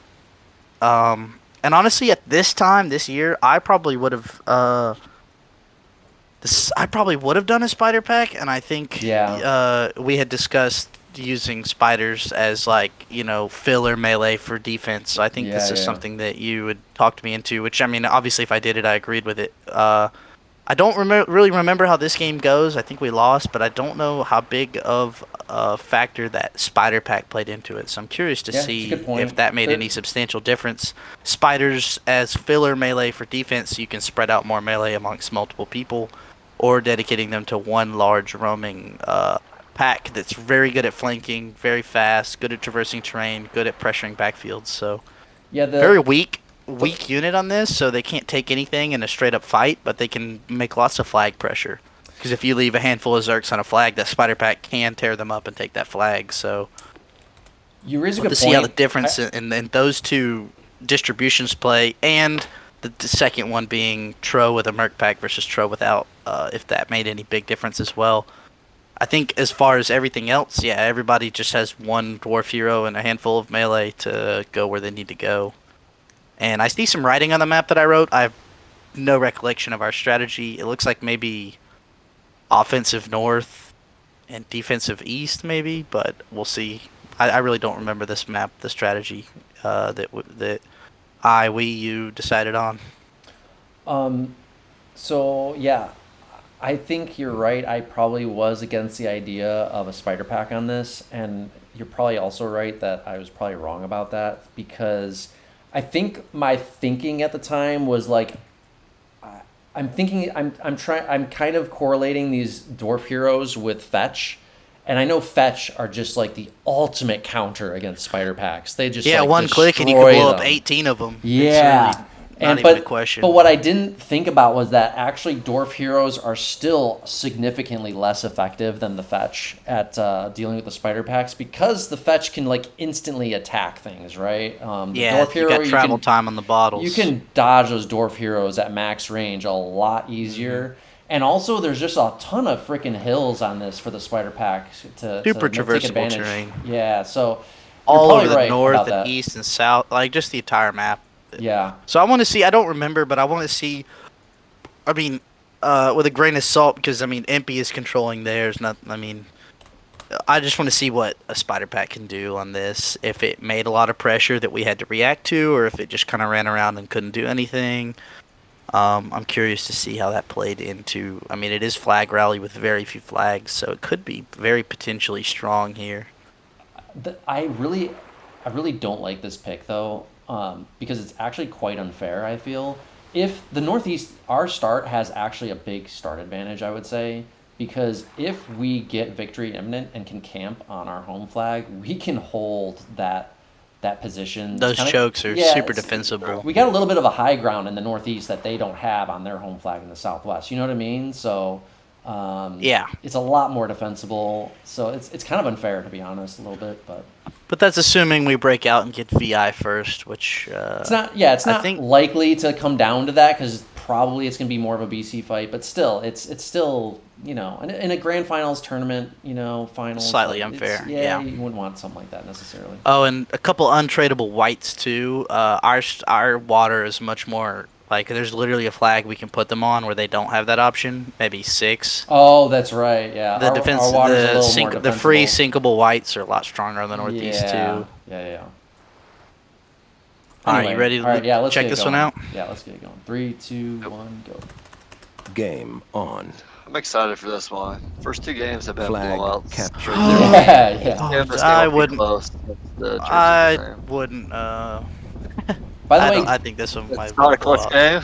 Genghis, I don't think recall it's it being close. close. I think we get blown out on this one. I Genghis don't does recall have it a being few close merc, as- by the way, with his tro. He does have a few merc. Oh, so I just took a lot more. And Yeah, Genghis yeah. makes a comment. LSO 32%. Don't know what this is.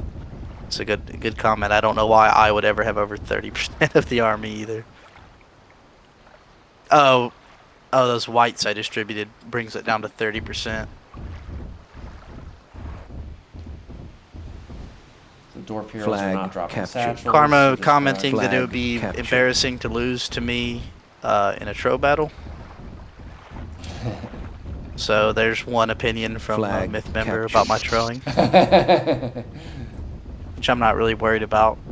Flag captured. I'm definitely better now than I was in this tournament. This is Yeah, my first, agree, like I said, agree.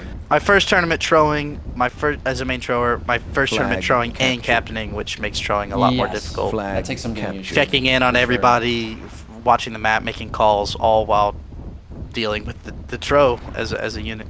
Well, that's the other thing that I really like about your capping, also, is that you are able to heavy hit and captain at the same time. Super important skill to develop as a captain if you really want to give your team every advantage possible. So that's been a very rare skill set that pretty much only you and I have really been able to do, I would say. So Yeah, so everyone else could suck it. It's very difficult. It Just is looking at super the way hard, yeah. the map's developing right here, the only thing they have in the northwest is a spider pack. So our northwest should really be using that to push like right now. Unfortunately, Shad will have to sit here and watch that spider pack. You can't just let that free. So that does tie up a player. But Paris should be able to push through. Unfortunately, they gain a hill here on the Midwest with Akira, putting us in a bad Paris has- position. Can tune I'm forced himself to- to What's up? Maybe. Where? Never mind. He's fine. Yeah, so I'm forced to just kind of shadow Genghis' tro right now. I mean, maybe there might be something better, but I don't believe there's something really better I can do right here, right now. HMP and I are stalemated against ours and Tirri in the south. I don't think there's anything Yeah, very gonna choky spot. The one thing I don't like about my position is Genghis has the ability to push either sides of mid, and I have to run around those trees to help. Right. So Yeah. that mid position is a lot stronger for him, and I was aware of that at the time, but I didn't see. I still really Flag don't see captured. something I can do to do better to alleviate that. Yeah, our big dwarf northwest battle needs to be right now. pushing. We're at middle. Yeah, just kind of like everywhere. Yeah, it's Yeah, all everywhere. dwarf This is ba- kind of what this all map dwarf boils battles. down to. Yeah. I It's wouldn't only already expect on the anything map, right? different So, from yeah. this map. So it's just gonna be everybody lining up and chunking bottles at each other. Mm-hmm. So I think it's Empy's. more interesting with fetch on it. Ooh, I think Adrenaline's Empy getting Spider- a good push on Sam right now. Oh, took a hit though. We're at middle. South of mid, yeah, southeast of mid. Oh, Yeah, Dren dies. Sam actually killed him. So Sam, good, But good look play north. by Sam. Empy's doing the right thing with the spider pack. Oh yeah, he's breaking into the backfield. Yeah. And Paris isn't doing. I mean, yeah. This is the one thing. This is the advantage of the spider pack here is he's tying up Paris, who has considerable, like stronger and I more don't think valuable it's a units. huge thing. It's still a one-on-one trade. Like, what's their percentage? But it's a spider pack 13 versus heavy against- melee. Yeah, MP's only at 6. Yeah, you're right. Yeah, 6% on 13. more He's tying percent. up double the value of his units. Yeah. Um, yeah. so Okay, Akira's trying to Genghis is push making here. a move mid now. He's pushing. You got Spoon I should with you push mid. him back. Yeah, we're kind of getting wrapped here a little bit. I mean, Yeah, I would Spoon's like in a to really see bad Sam. spot. Sam and Funk need to help you right now. They're getting Spoon's in my way right now, just in a bad spot. This might be a bad engagement. Oh, yeah, that's a really Terrible bad engagement. I really wish you had just taken his melee right there. Also, I think I wanted to. yeah. I don't know. I might recover a little bit. Oh, letting his dwarf die like that too prematurely.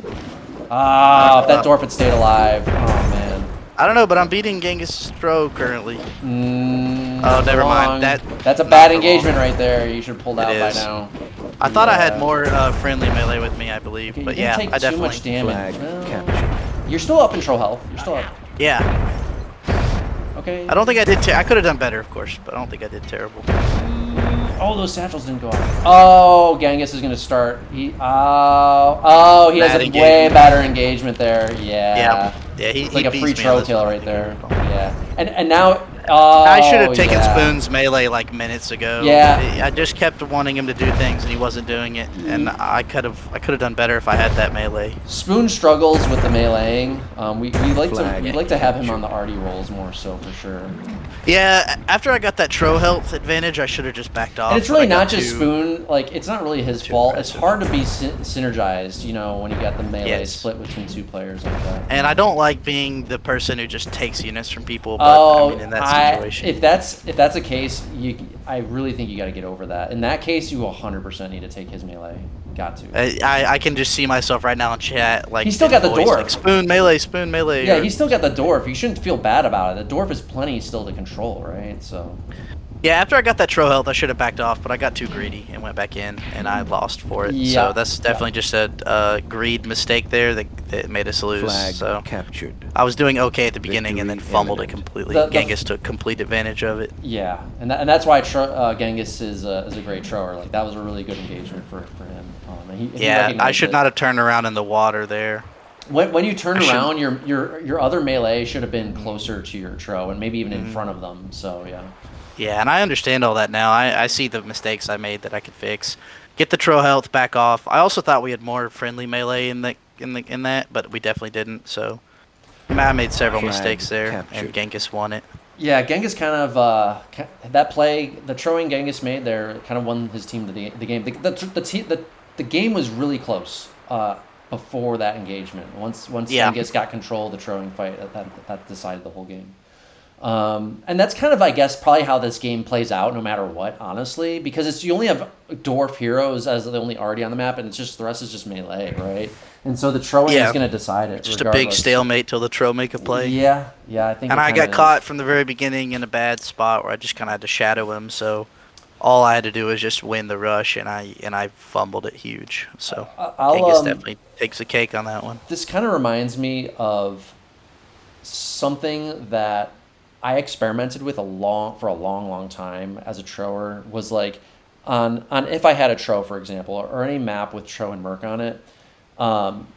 Like, merc are such powerful melee too. You always like wonder, like, hey, is it like, I experimented a lot with, like, hey, do I want when I engage, what's the ideal way to engage with a tro melee mix, right? Do you want the tro in front, or do you want the merc in front, or do you want them like kind of side by side? Like what's the best? I think it's engagement? situational depending on terrain and what the enemy has and where it you is, are. You're right. It is a little situational, but I'm just saying, like, let's say it's even. Like, if you were to practice this, and I, this is a common thing that I did for many years, practicing melee battles like this. If you're just practice like against somebody else doing just like tro and merc battles, right? Like, what's the because that's a very common engagement to see, is like tro and merc against each other. You want your mercs to take the hit but not impede your tro.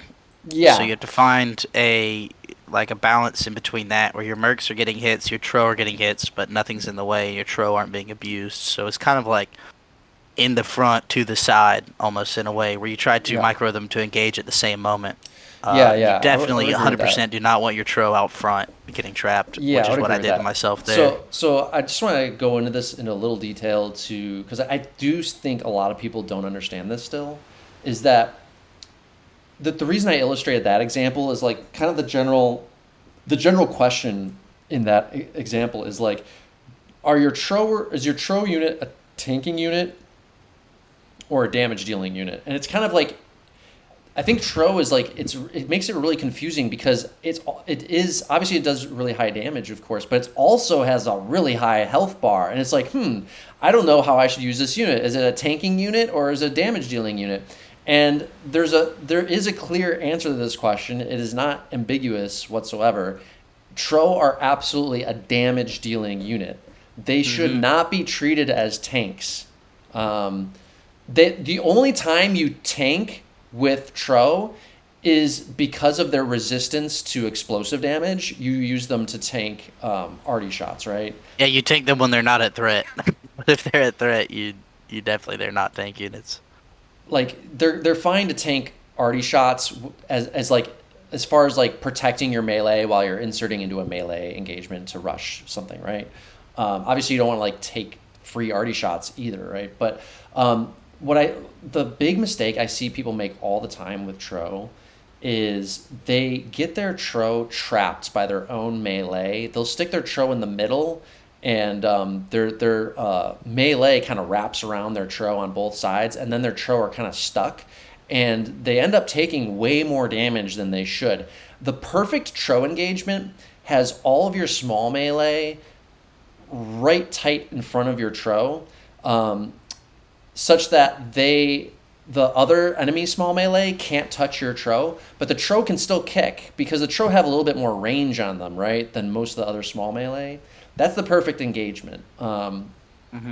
And it's really hard to achieve that. The next perfect engagement is like you want to have your Tro on the side of the melee battle. Like whenever the melee lines are gonna line up and fight, you want the Tro on the end, not in the middle, because then they are free. They're more free to move around,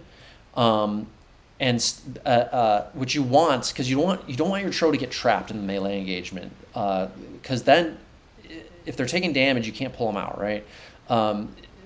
When your Tro are taking damage, you want too much damage. You want to pull them out and micro them better that way. So you want to conserve the Tro health as much as possible to get as much damage out of them, because they are still primarily damage units and should be treated as such. So I just wanted to kind of explain that a little bit for the audience's sake.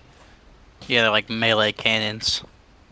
Just one thing to add to that is, like, it can get pretty technical in Trow fights.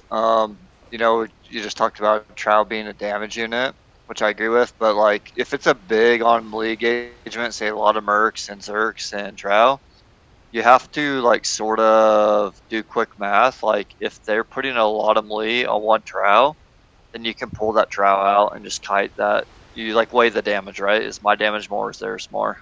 Yeah, How many units can get pulled out, turned around, and stuff like that. That's what I was kind of alluding to there. Is like you want to keep your Tro, that you don't want your Tro to ever be trapped, so that you can pull them out if they're taking too much damage. Like the ideal is like maybe like only one enemy small melee unit is able to hit your Tro at a time, right?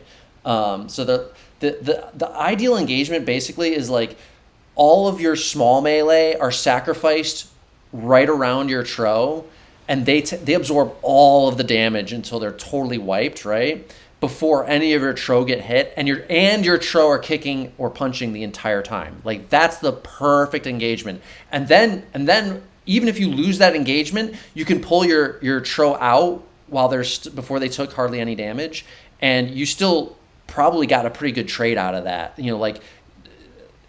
Even under the worst of circumstances, you probably got an even trade out of that. It's pretty hard to if you don't actually get good damage on the actual enemy Tro, you probably didn't actually win the engagement clearly, right?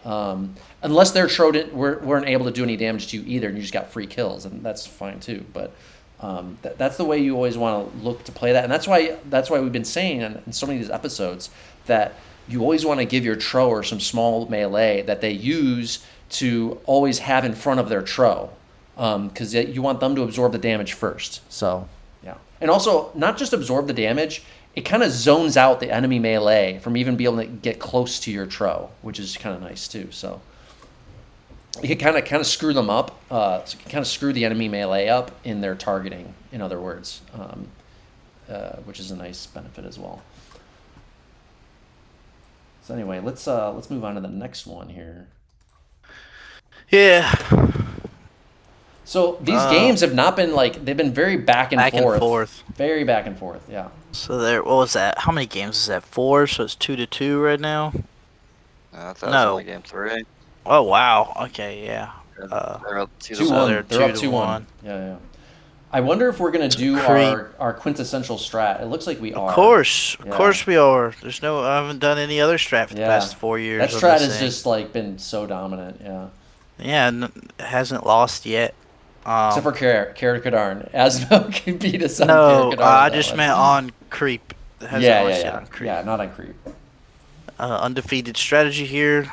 Essentially one large siege force containing archers and thrall, and most importantly, a flanking ghoul pack push down one flank, while the fast melee holds the other two flanks and can push or pull as needed. You know, the strength of a fast melee pack, their mobility. So The you first want to send your time, slow units to take the single.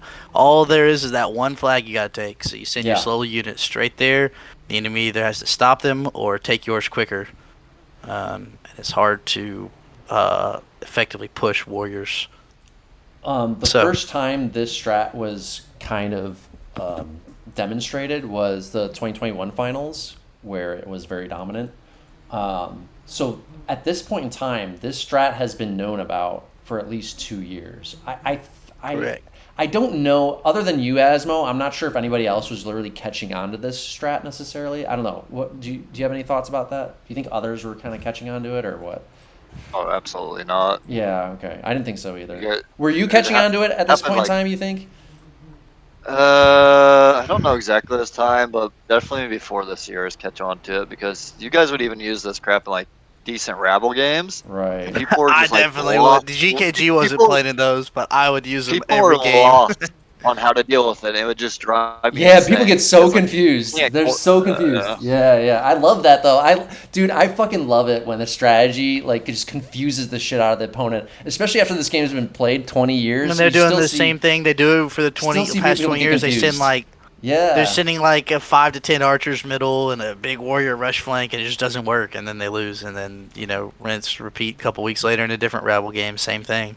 Yeah, so even though we've already explained this like at least already 2 or 3 times on the podcast, I'm going to explain it again just because I think it's worth just repeating. So the idea is that again, the reason so I came up with this strat I think in 2021, and the thinking goes that you don't want to have all your slow shit just defending because it doesn't apply as much pressure on the opponent. And also, you can actually defend by just using fast shit. So if you just invert the dynamic, everybody typically reserves their slow units for defense and fast units for offense. Just invert the thinking on that and try to find a way to package all your slow shit into like a slow, unmovable juggernaut siege force, right? Is basically what you're kind of looking for. And put them on a flank there. It's just like really hard to stop and deal with it. Like you're going to force the opponent to like have to like face it head on. Otherwise, it just keeps marching forward until it kind of takes over your entire side of the map, right? And the fast units can actually just be used to do a very loose, flexible defense where it's really hard to actually if you defend with just the fast units, usually there's enough fast units on the map that's a good enough defense. And what's great about that is that And we've seen that before too. what do you Well, mean? on this strat, I mean, one year we used it on a Karakadarn game, and the enemy did reach our flag, but just you, I, and maybe Shad or somebody were able to defend the flag with just the warriors. Oh, while yeah, our right. siege force Yeah, continued to push. exactly. Yeah. I see what you're saying. I say that as to say usually the strat just wins and no one reaches our flag, but the one time they did reach our flag, Right. we were still able to defend with it. So it's been proven to because be usually useful. the only way they're able to do that, LSO, is if they just throw all their fast shit right Yes, into our they fast shit, and then it's like ignored our offense and tried to rush our flag. and then kind of like evens out. But the thing is, our flag still keeps like 4 or 5 thrall, and that's enough to swing the tides to our And balance the fight. to keep our flag stable, right? So it allows you to keep this like really lean defense. And then all your slow shit creates this very powerful offense. The opponent, at best case, will do what you just described also, where they throw all their fast shit at our fast shit, in which case our fast shit just falls back to the flag, has some extra thrall defense there, and as long as, And the the power you don't fuck up. of the thrall is always extremely underestimated. In this case, there's one flag you have to defend. It's very hard to do so if you have 20, 30, 40 thrall walking on it. Yeah. You have to throw everything you have to kill them off the flag. You can't fall back. You're forced to fight them. And hordes of thrall are very strong in melee when you're forced to fight. So especially in addition to the strat, the more water there is for the thrall to reach the enemy flag, even stronger it becomes. Because the thrall can walk unopposed all the way to the flag and force you to retreat to Yeah, defend you got against some them. nice water here that you can sink some thrall to help control the middle even more. Yeah, The and other, definitely not ideal, but really, really helpful. it's pretty useful, I would say. Like Yeah, I really helpful. love putting thrall packs in, even on desert, inside that deep water, because Oh, I just you can meant control the the flanks, the Oh yeah, crossings with always it. sink thrall if you can, but I just meant the river crosses diagonally here. If it Oh yeah, crossed yeah. diagonally the other way, it'd be even stronger. But The other thing we yeah, see a lot of opponents do is they try to push through middle with even like their slow shit, like archers and thrall. They'll try to push middle. it's like it's been done forever, so people don't think any way But different. then what we always like our war packs always do is just like kind of bait them. Like we want them to cross, and we're really like just waiting for them to cross. Like have them fully surrounded with warriors, and also we usually have a thrall pack sunk so that if they cross all the way, the thrall pack comes out behind them. I'm not sure Total if you'll, surround yeah, for a cuts full off retreat. surround, yeah, which is really That's the really other great. thing to mention about this strategy is if you're using all of your warriors on defense and you're forced to fall back, you should not all fall back straight to the flag. You should fall back in positions so that when the enemy reaches your flag, you can surround and rush them. That's another thing we did on the care map. Yeah, that You brings don't up want the to point you of don't want like to choke yourself in the corner. You had this enormous field here where we can all fall back in different directions, and when the enemy goes to take our flag, if they've made it that far, we can completely surround and rush them on the flag. yeah, and that's another concept we've talked about is like this idea. I call them kill zones. I think a lot of people kind of pick fights in the wrong place, and because they're not really thinking about, hey, what's the ideal place for me to fight, and like if you just pay attention to where the flags are or where the slow units are, which is usually where the anchor points are on the map of where the opponent needs to go, you can usually find that between where you're at and there is a better idea, a better kill zone for you to pick a fight with the opponent than where you are at right now. So if that's the case, then you should fall back, let them get into that kill zone before you actually pick your fight. So kill zone's a very important concept. I kind of term it that because it's like a military term. Like where you want to, you don't want to actually open fire and then pick a fight, engage with the opponent until they are in that piece of terrain, because that's the most ideal terrain for you to fight them in. So to give you every advantage possible. So and the other thing I want to mention, this slow units that we've packaged together, it does actually have a fast squad with it, which is a goal pack. And the reason for That that, synergy. it's the synergies. Yeah, the new meta now is like the gold pack will actually pick up small pus in addition to some big pus, and they're just looking to pus shit that gives free damage for the archers, and that's actually the better way to use the archers. The archers are not looking to pick an archer battle. We're not trying to do archer versus archer fights or anything like that. We're just trying to like find units we can pus or run down with the gold pack and get some free hits with the archers, and just keep marching the thrall and the archers forward. It's really hard to deal with. And about Usually, pinches too. With the archers and thrall are moving forward, the goals can go behind too and pinch whatever force they're pressing. Uh, like the mobility of the goals too. yeah, the goals So if there's a also defensive unit coming up to defend against the archer thrall force and the goals get behind them, now they're pinched between them and have to fall back, or else they're just going to be destroyed with that goal pus and the archer range and yeah, the thralls closing in. the archers defend the dwarf. The goals kind of defend the archers. The thrall defend the archers and the dwarf. Every unit type there is like guarding every other unit type. The goals kind of prevent straggler melee from getting in front of the archer's face too, which is nice.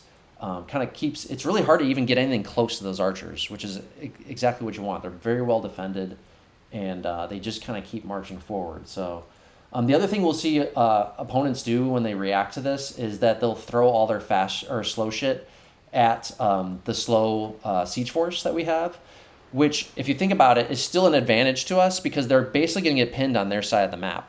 So that's like the best, almost like the best outcome for them, is they're just going to kind of get stuck on their side of the map, and our fast melee can then get into an offensive position, and then we have our whole army on an offensive position to pin them. So that's the other thing you'll see here. Now, here the trades are pretty similar. They don't max goals, though. which I think is a mistake. Oh, actually, no, they go much heavier archers. Never mind. Yeah, they go way heavier archers. So that. Oh And yeah, it's they got CTF. 8 more archers than we do. Yeah, and it's CTF. No, 9. So Yeah. that's the rushiest game type is CTF. So this is definitely too many archers for that. And not maxing goals is a big mistake on a desert unit trade. Goals, as we've come to understand in recent years, goals are the heavy hitting units on this. So not maxing them nowadays. They didn't even max plus. Oh wow, yeah. So they're going for very short one. artillery heavy, 2 dwarves. Yeah, so they're trying to do an archer fight, is what they're trying to do, I guess. Yeah. 14 archers. Again. So this must have been more the strategizing by committee. Again, like this is very different thinking than what Homer did the year prior. And this looks like such a 2009 split. You got like 2 guys with tiny archer thrall squads, 3 guys, and then a bunch of tiny little warrior packs, and they're just like nothing can effectively do anything without really strong coordination between several people and just like perfect unit placement. So they're going to be spread out and too thin everywhere with everyone having such small squads. Yeah, Homer definitely is doing very different strategies than he did the year prior. Year prior, where they won and did great, they had like very melee centric, very low archer type trades, and here you're not. Here they're going heavy archers. I'm not sure whose influence all that was, because here you have Ghengis already saying in chat that archers are useless. So I assume Are archers viable in 2023? Useless fuck unit. Yeah. Correct. So even Ghengis is recognizing it. I don't know whose idea this was to get so many archers, but this is a very like old mindset for how to trade this map. Like this is like early 2000s almost like mindset, like pre 2010, for sure. Anyway, so yeah, let's get this one started and see how it goes. I think we kind of explained it all. So here we go. 3, 2, 1, go. Game on. Yeah, so our 3 warrior packs between me, Sam, and Paris. You have the main siege force, I think, in addition to perhaps Spoon, I believe, should be going with you. Yep. Someone will turn right in a second and go with you. So the way we do it, especially if you have the players to spares, one player controls the archers and the other controls the dwarf. And they just essentially protect each other, and they should stay within the horde of And then one on the thrall. goals, so 3 players on the. Oh, well, yeah, I artillery. just meant between the artillery. Yeah, of course, and a separate player on the goals, so there's a 3-player flank. And HMP has one been thing our I've like stellar goal packer. amazing for the last goal couple packer, of, just best like goal packer in the game basically right now. goal for the last pack couple of wizard. years. Yeah. The one main weakness I've seen with this is more in the players who are controlling it than the strat itself, and that dwarf can be pretty vulnerable, especially if the formation gets stretched too thin and spread out or too wide open and pinched, and that dwarf has to do nothing but sit in the middle of all those thrall and do nothing until threatened, and too many players are trying to be proactive with it too early, and it gets picked off.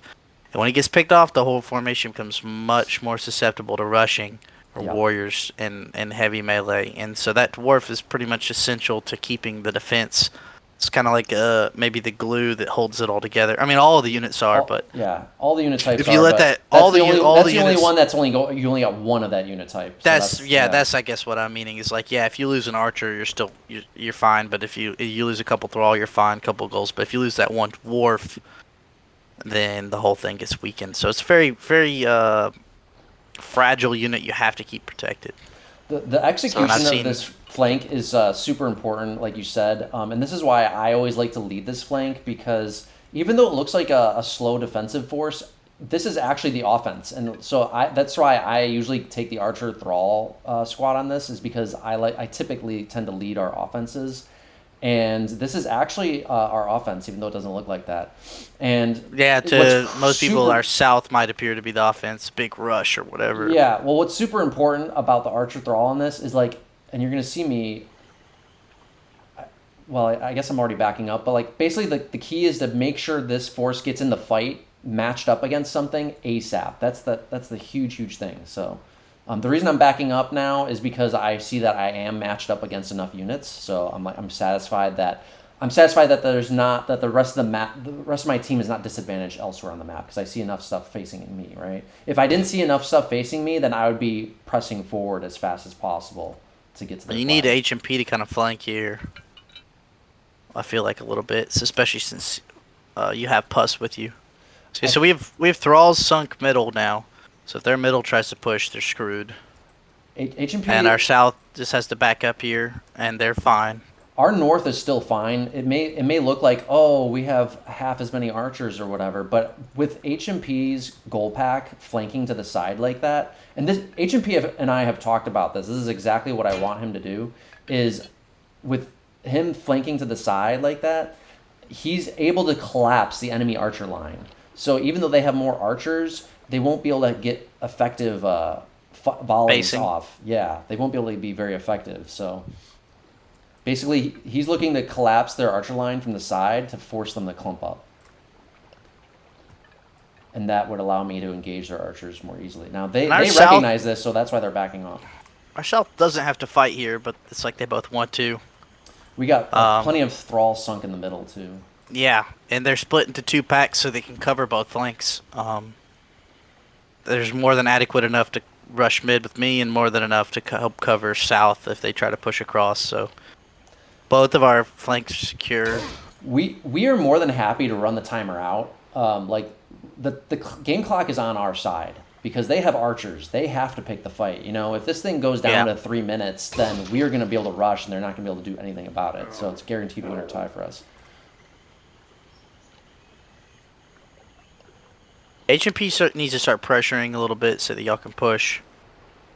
But none of their team has anywhere they can push right now. They have no advantage on any flank. Move over. Their mid archers are doing nothing. Stand clear. Homer trying to flank a goal behind me, but there's no target for him to hit other than a single archer if he wanted. Okay, Tirri is coming up to try. They're trying to engage us in the north. I still feel pretty. And y'all are backing off. Yeah, I guess we are going to cross behind the wall. Yeah. This is strange. This is not normally how this plays out. Yeah, it is a little different, yeah. Wonder why you were so hesitant. Yeah, I think Maybe I we're should just have trying to taken back off everywhere and bait them into pushing too that. hard. I mean, I guess I am still happy to run the timer out. I mean, that's true. I mean, like right here, you have more than adequate stuff to be pushing Tirri, but now ours gets his thrall in mid. We're set on the back foot. If our south baited them across a little bit more, they could pinch with Funk. But Paris keeps picking like 2-on-2 warrior fights. It's really weird. I do think that's a bit of a mistake on my part, crossing behind the wall. I think we could have taken that engagement because you also are on the south side of that wall. Yeah. You could have came in there and pinched with us. That would have been Looks a really like their good pinch south for us. their south is trying to make a move right now, maybe. Yeah, they're not gonna be able to do shit. Funk has got Thrall right there. If they both go right now, I mean, there's bad puss from Sam. Yeah, it's too late to pinch him now. They have plenty of time to run. Yeah. In the south. It's a pre. It's way too I don't late. like Funk's coming. He came out. He came too soon. No pun intended. He should have waited until he could get all the way behind him. And now he's kind of. I mean, Karma's taking a little bit of a fight there, but Oh, Ghengis drops. his Thrall are gonna get cleaned up. Yeah, our south really should not have done that. Oh, Shad also doesn't quite Too have early. a full surround. Our Thrallers are not waiting to get fully behind before I think this is the first time we tried this, or was it the year before? Maybe it was did the it in first time 21. these two were. Oh, but in 21 it was a different team. Yeah. This is the first time these two were playing the Thrall Might player. have been. Yeah, it's too again like This is a too little far. sloppy Like here. now that I'm trying to get involved, they've already backed up. I mean, I don't know. HMP's coming behind. Oh yeah, HMP is gonna pinch this middle with you. We should be able to kill this middle. Man, I pussed half their archers. Yeah. Or archers Yeah, and that plus. middle is gonna get cleaned up. Yeah. Okay, that's too much puss right Too there. much pus. Yeah, LSL. That was me Yeah. again, but I You guys got that mid though. That's a nice clean kill there. yeah, mid is dead. Our south Luckily, is I lost, was though, able a to little bit. salvage it. Our south is kind of Nah, having to but back here's the up. thing about having warriors and defenses. Now I can head to them. Mm-hmm. Yeah, so it's not like it's total loss. They just have to backpedal till I get We're there. still now up I'm a little 11%. farther, but We're up 11%, so we're fine. Yeah, they just have to backpedal till I get there, which is fine, which they can do. They're not under immediate threat of death. I think this is where I'm probably calling for you to go on offense now, and I'll Probably. drop back to defense. They are forced to pretty much go for the flag now since they're down in such percentage.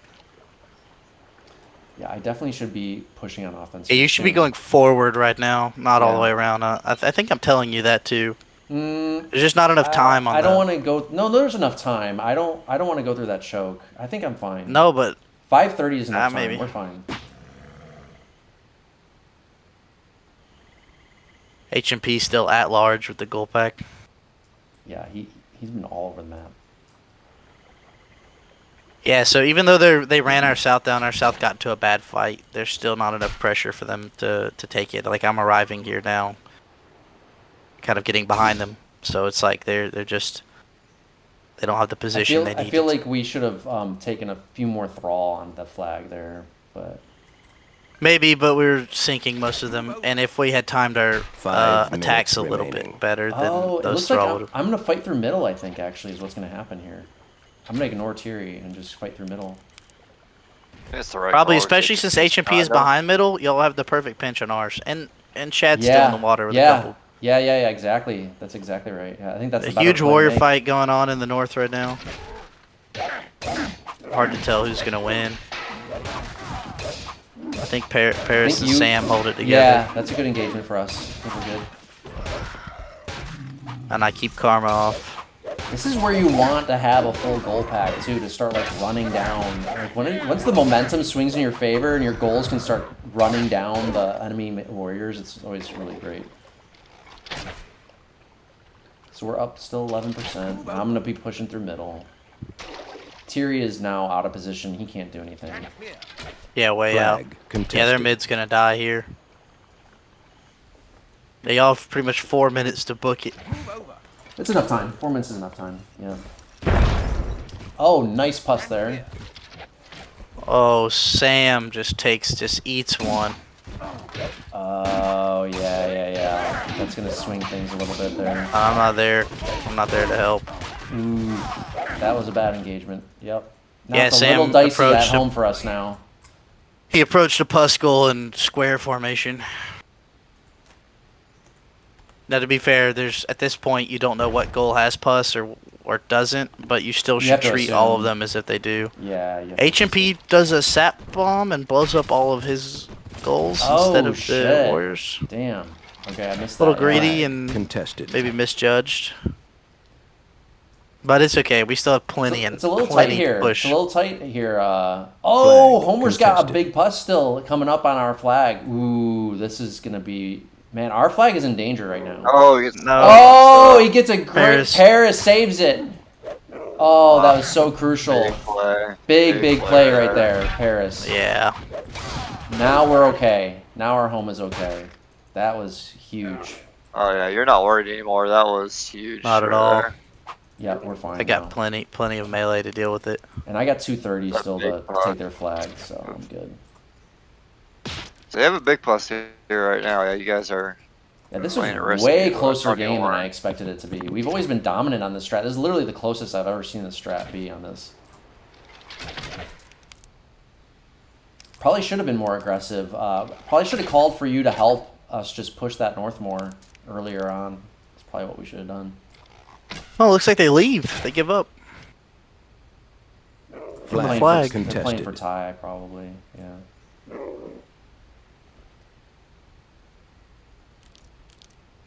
Flag. Yeah, you'll need to book it contested. straight there. You need to be shooting those warriors. Yeah, definitely need to be shooting those warriors. I think once I get past the tree, I will.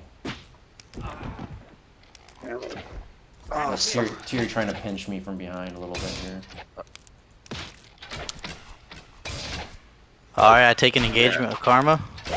You got a good melee there. I think you're fine. And I Yeah. cleaned them up. Removed all their chances of taking our flag. I'm hitting the Warriors good. Warriors almost dead. Yeah, this is where we need to contest. They still got to Minute deal remaining. with Sam's dwarf. Oh, Spoon gave it to Sam. Very generous. So what I'm doing here is getting on the other side of their flag so that they can't pinch me so easily. Yeah. 1 Just getting minute a little bit remaining. We better still have position. plenty of thrall. I'm just hitting whatever I can. Apparently I'm just missing the thrall. Okay, now I'm hitting the warrior. That's good. Flag contested. Got it. There's really nothing they can do on that flag, even if all your archers die. Yeah, yep. The dwarf there is too much. Too many thrall, the dwarf. 30 seconds remaining. Sorry about that.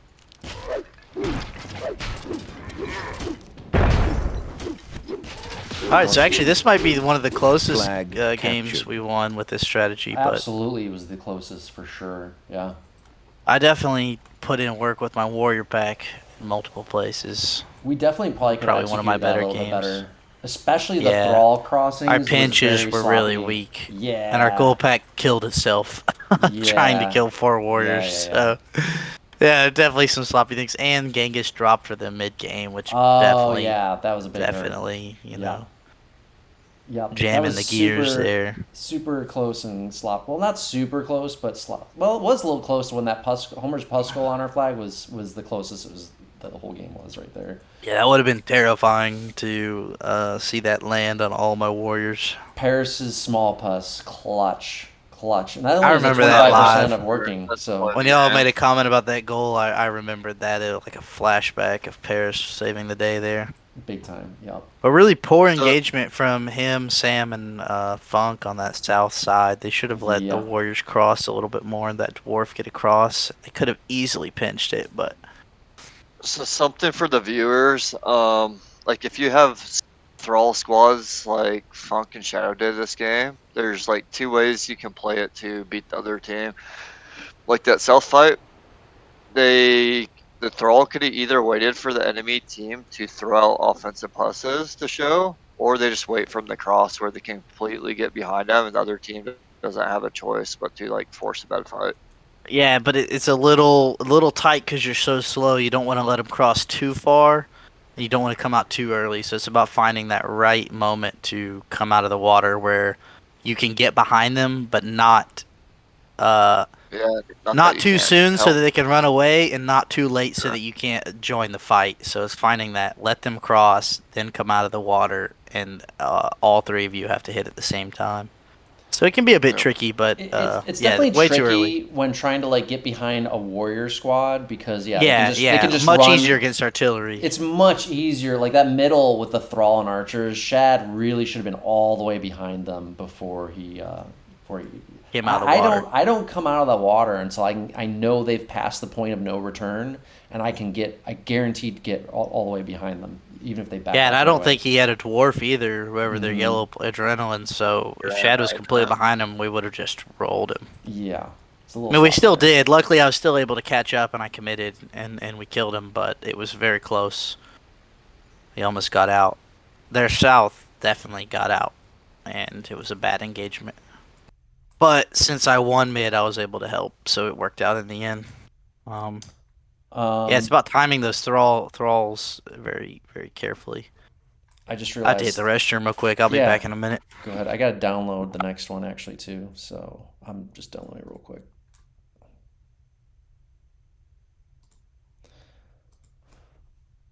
Realize I didn't have that plugin. Is there any other ones? No, that's the only one. Okay, should be good after this.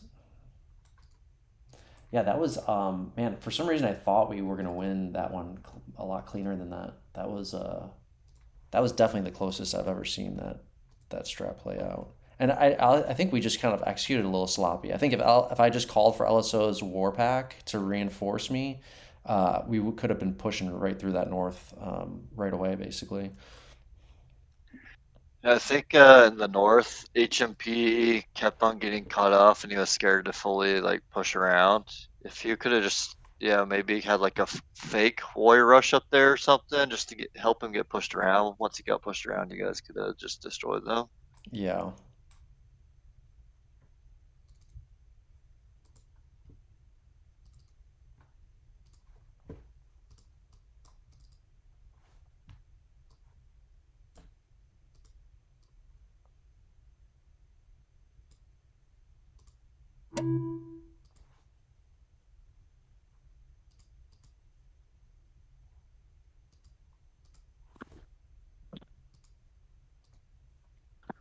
All right, I'm back.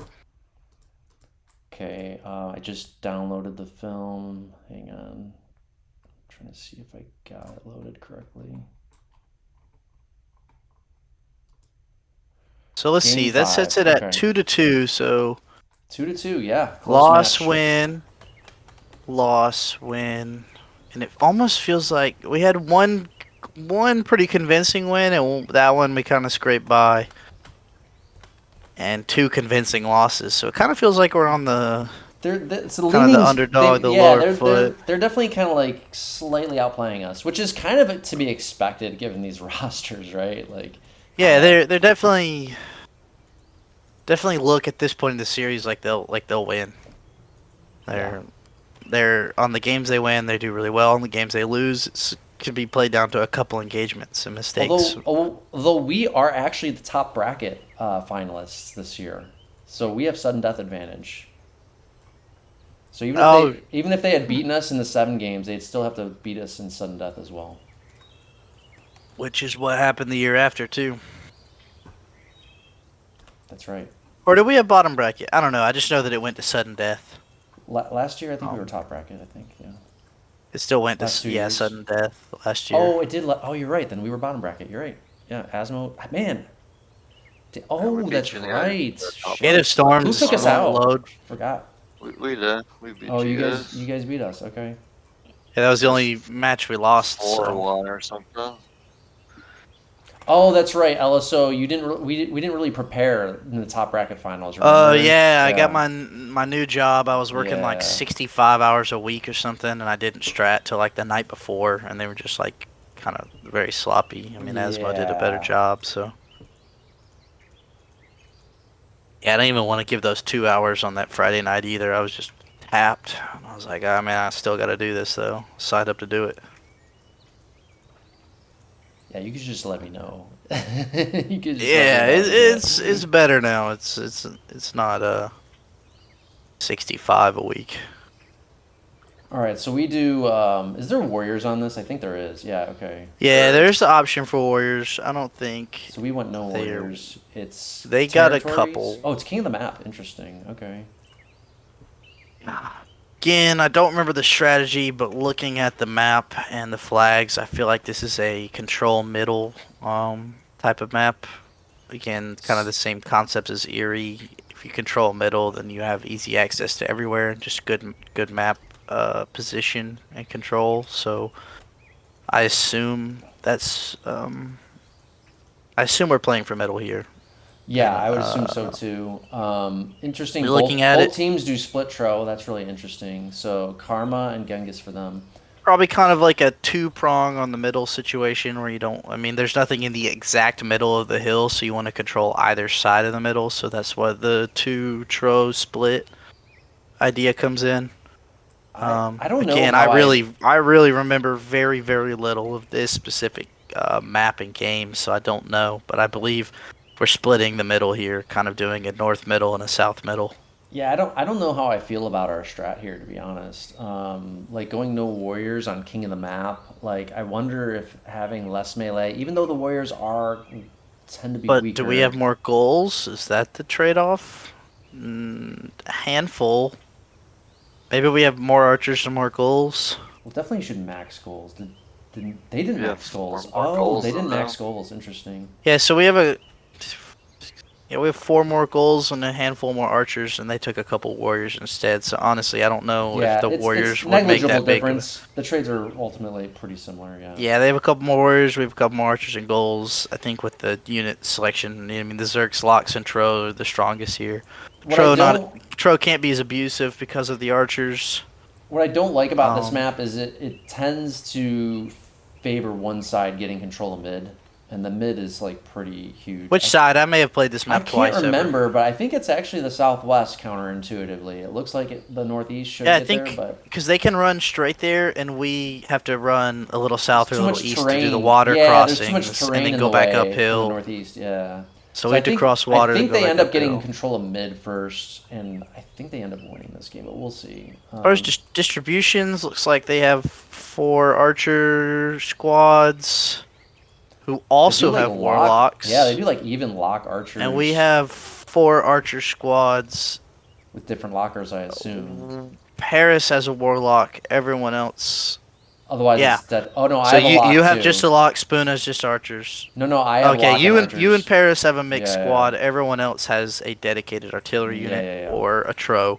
They do their 4 heavy hitters mixing, and then Karma and Ghengis troing. I really think this is going to come down to whoever gets mid control first. I believe so. It's a very mid heavy map And I here. think they're going to end up getting it, but let's start it and see. Let's see. 3, 2, 1, go. Game on.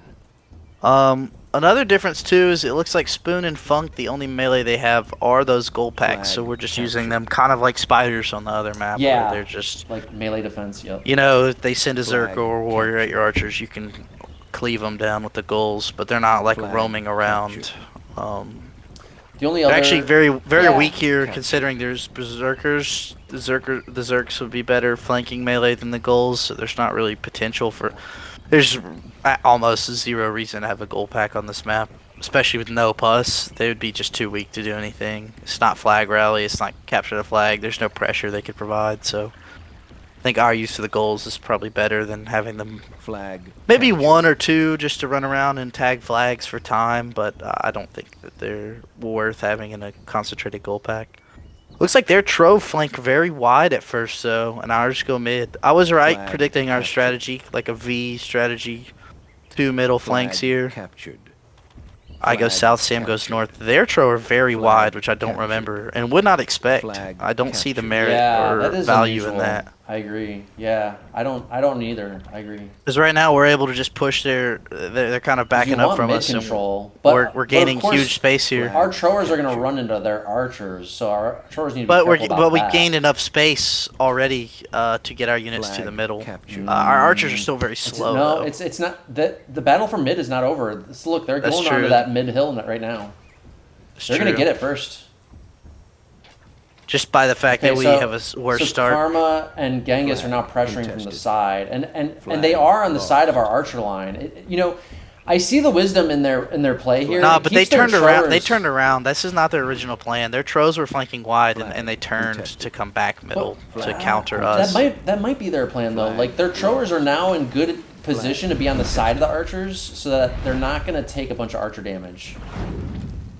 Yeah, but I still feel like that was. I think Flag that's a luck of captured. circumstance. I don't think that was their intention. They were headed wide to like run wide. Oh man, this is going to be tough. We got to control this middle. So Karma puts himself back in front of the archers, so it's okay. Ghengis still stays very wide. Ooh, good shot from Shad. Let's see Spoon spread his archers out more. He's too pumped up. there. Flag contested. We got to Paris form. you and Paris have a difficult fight here, kind of uphill. Oh, we lose our north lock. Flag captured. Oh, and Ghengis is. Where is Sam? cleaning Oh, up. Sam is Yeah, abandoned yeah, Funk entirely. shit. That's Oh, insane. man. Oh, I don't remember that happening.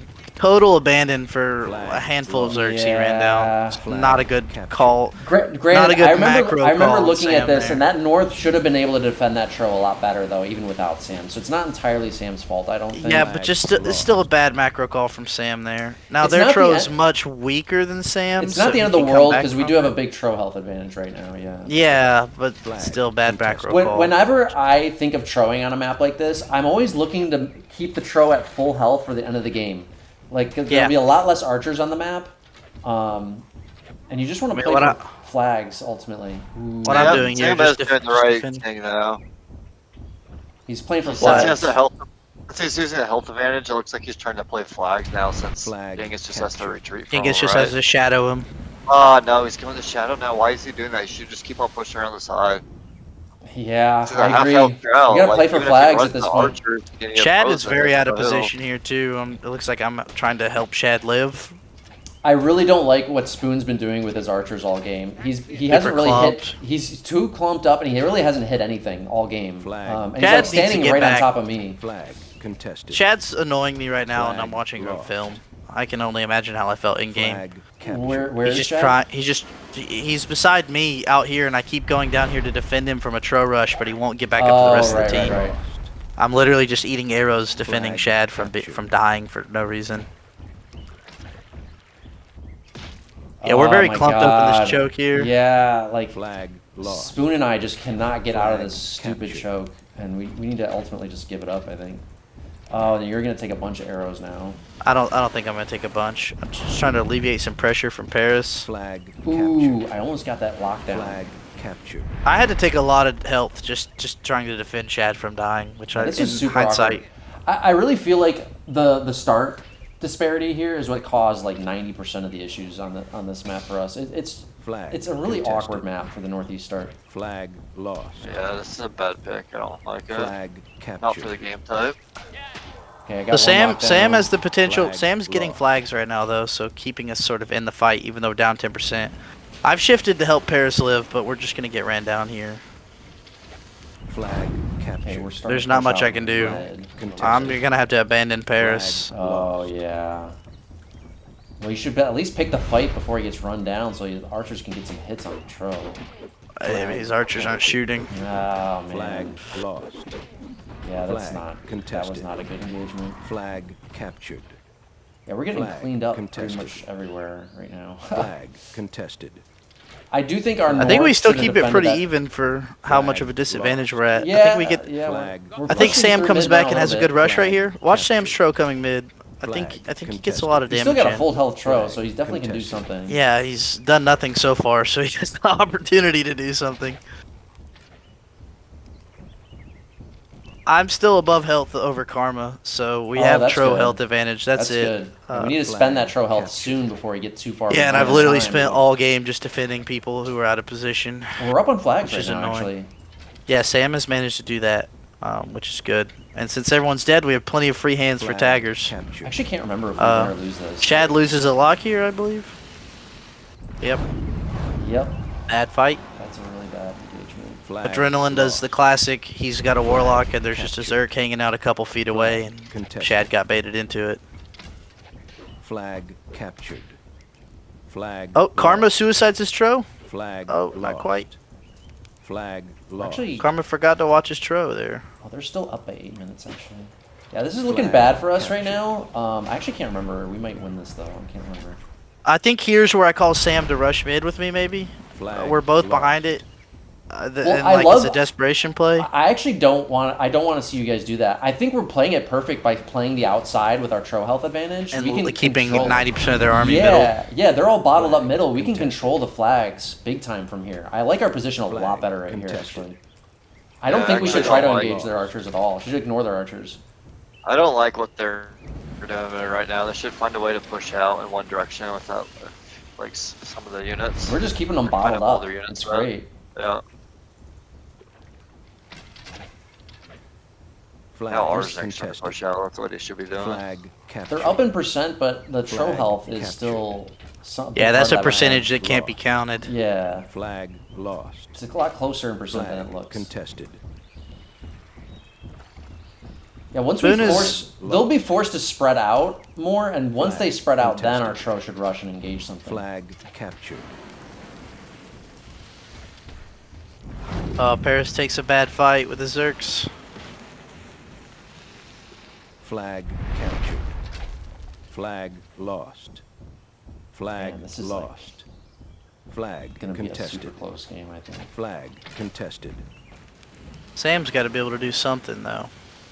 Flag captured. Flag lost.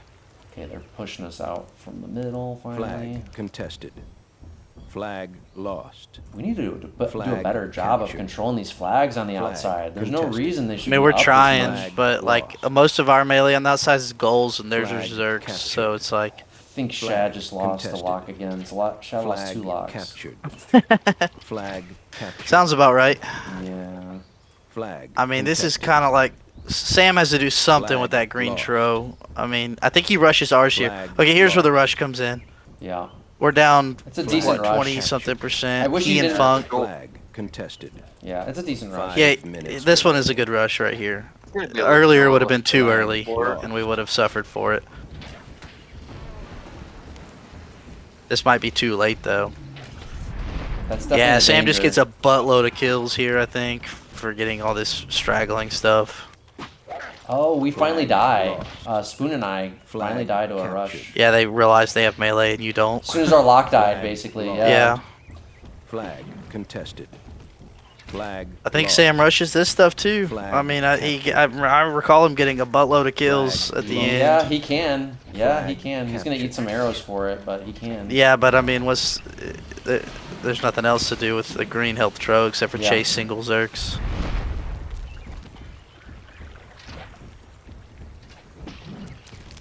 Oh, I don't like how much damage he took there for that, though. I don't know if that was the right Flag play to make, to captured. be honest. Like, he Flag basically sacrificed lost. his whole tro for that. Flag contested. Flag I don't lost. know. I mean, it evened up the Flag percentages. captured. Yeah, but it was only a bunch of Flag archers that contested. weren't gonna matter for the rest of the game, I feel. He Okay, gets a so- kick on the lock without it getting the ring on. That's awesome. He tried to Flag Adrenaline lost. covered himself. Dren just Hello, laughs didn't because he mean to fucked it taunt up. again.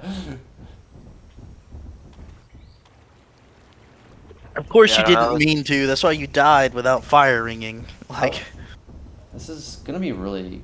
They're Flag way up in captured. time and flags with only 3 minutes. I don't And- see how we and- win this. I lost. feel like Our- we're gonna lose. I don't think we do. Our percentages in tro, so Yeah. there's only 2 of them on the map. so we Yeah, can't we're really- running into that same problem of that other map that we just watched with the long sudden Flag death, where captured. when you're Oh, down and to Ghengis only is 2 still tro. running around kicking too. Yeah, Ghengis has done a really great job with that Flag tro. captured. I stoned Flag Karmas. contested. Yeah, that was a nice little Flag play. captured. Yeah, I I think mean, they got- I pretty much spent the entire game just defending people out of Flag position, which was lost. incredibly infuriating Flag to Yeah. have to lost. do. I couldn't do Flag anything captured. proactive. Shad was out of position, then Paris was out of position, then I'm just running because I lost a bunch of health for out of position people. Flag captured. Flag lost. Now here it's Flag like, you know, which captured. Zerk do I run down? Flag captured. I spend forever chasing this Zerk. Flag lost. Flag lost. Flag contested. You Flag guys are flipping captured. flags right now, but Yeah, but it's only 2 minutes left. I don't see how we win. They have 15 minutes of time, so we would have to flip a lot of flags. you guys Flag don't have anything like lost. far north or yeah, circles on the map in the area. Flag lost. Flag lost. Flag contested. Flag captured. Oh, I have 2 archers left. I Flag didn't even see. captured. Flag We had a captured. lot of positional error here. Sam leaving flank at the Flag beginning, Shad trying to captured. flank with a force that can't flank, Flag Paris lost. being left alone as a result of it. Flag contested. There's a lot of just trying to cover Flag errors throughout the contested. game where they had a pretty good Flag position from the captured. start to just take the hill. I wish you would Flag kill that stone captured. tro as you're walking by it. Why? I don't know. I just want to see it dead. percentage, It's just yeah. like may as well. Oh, may as well get the Flag damage, you know. lost.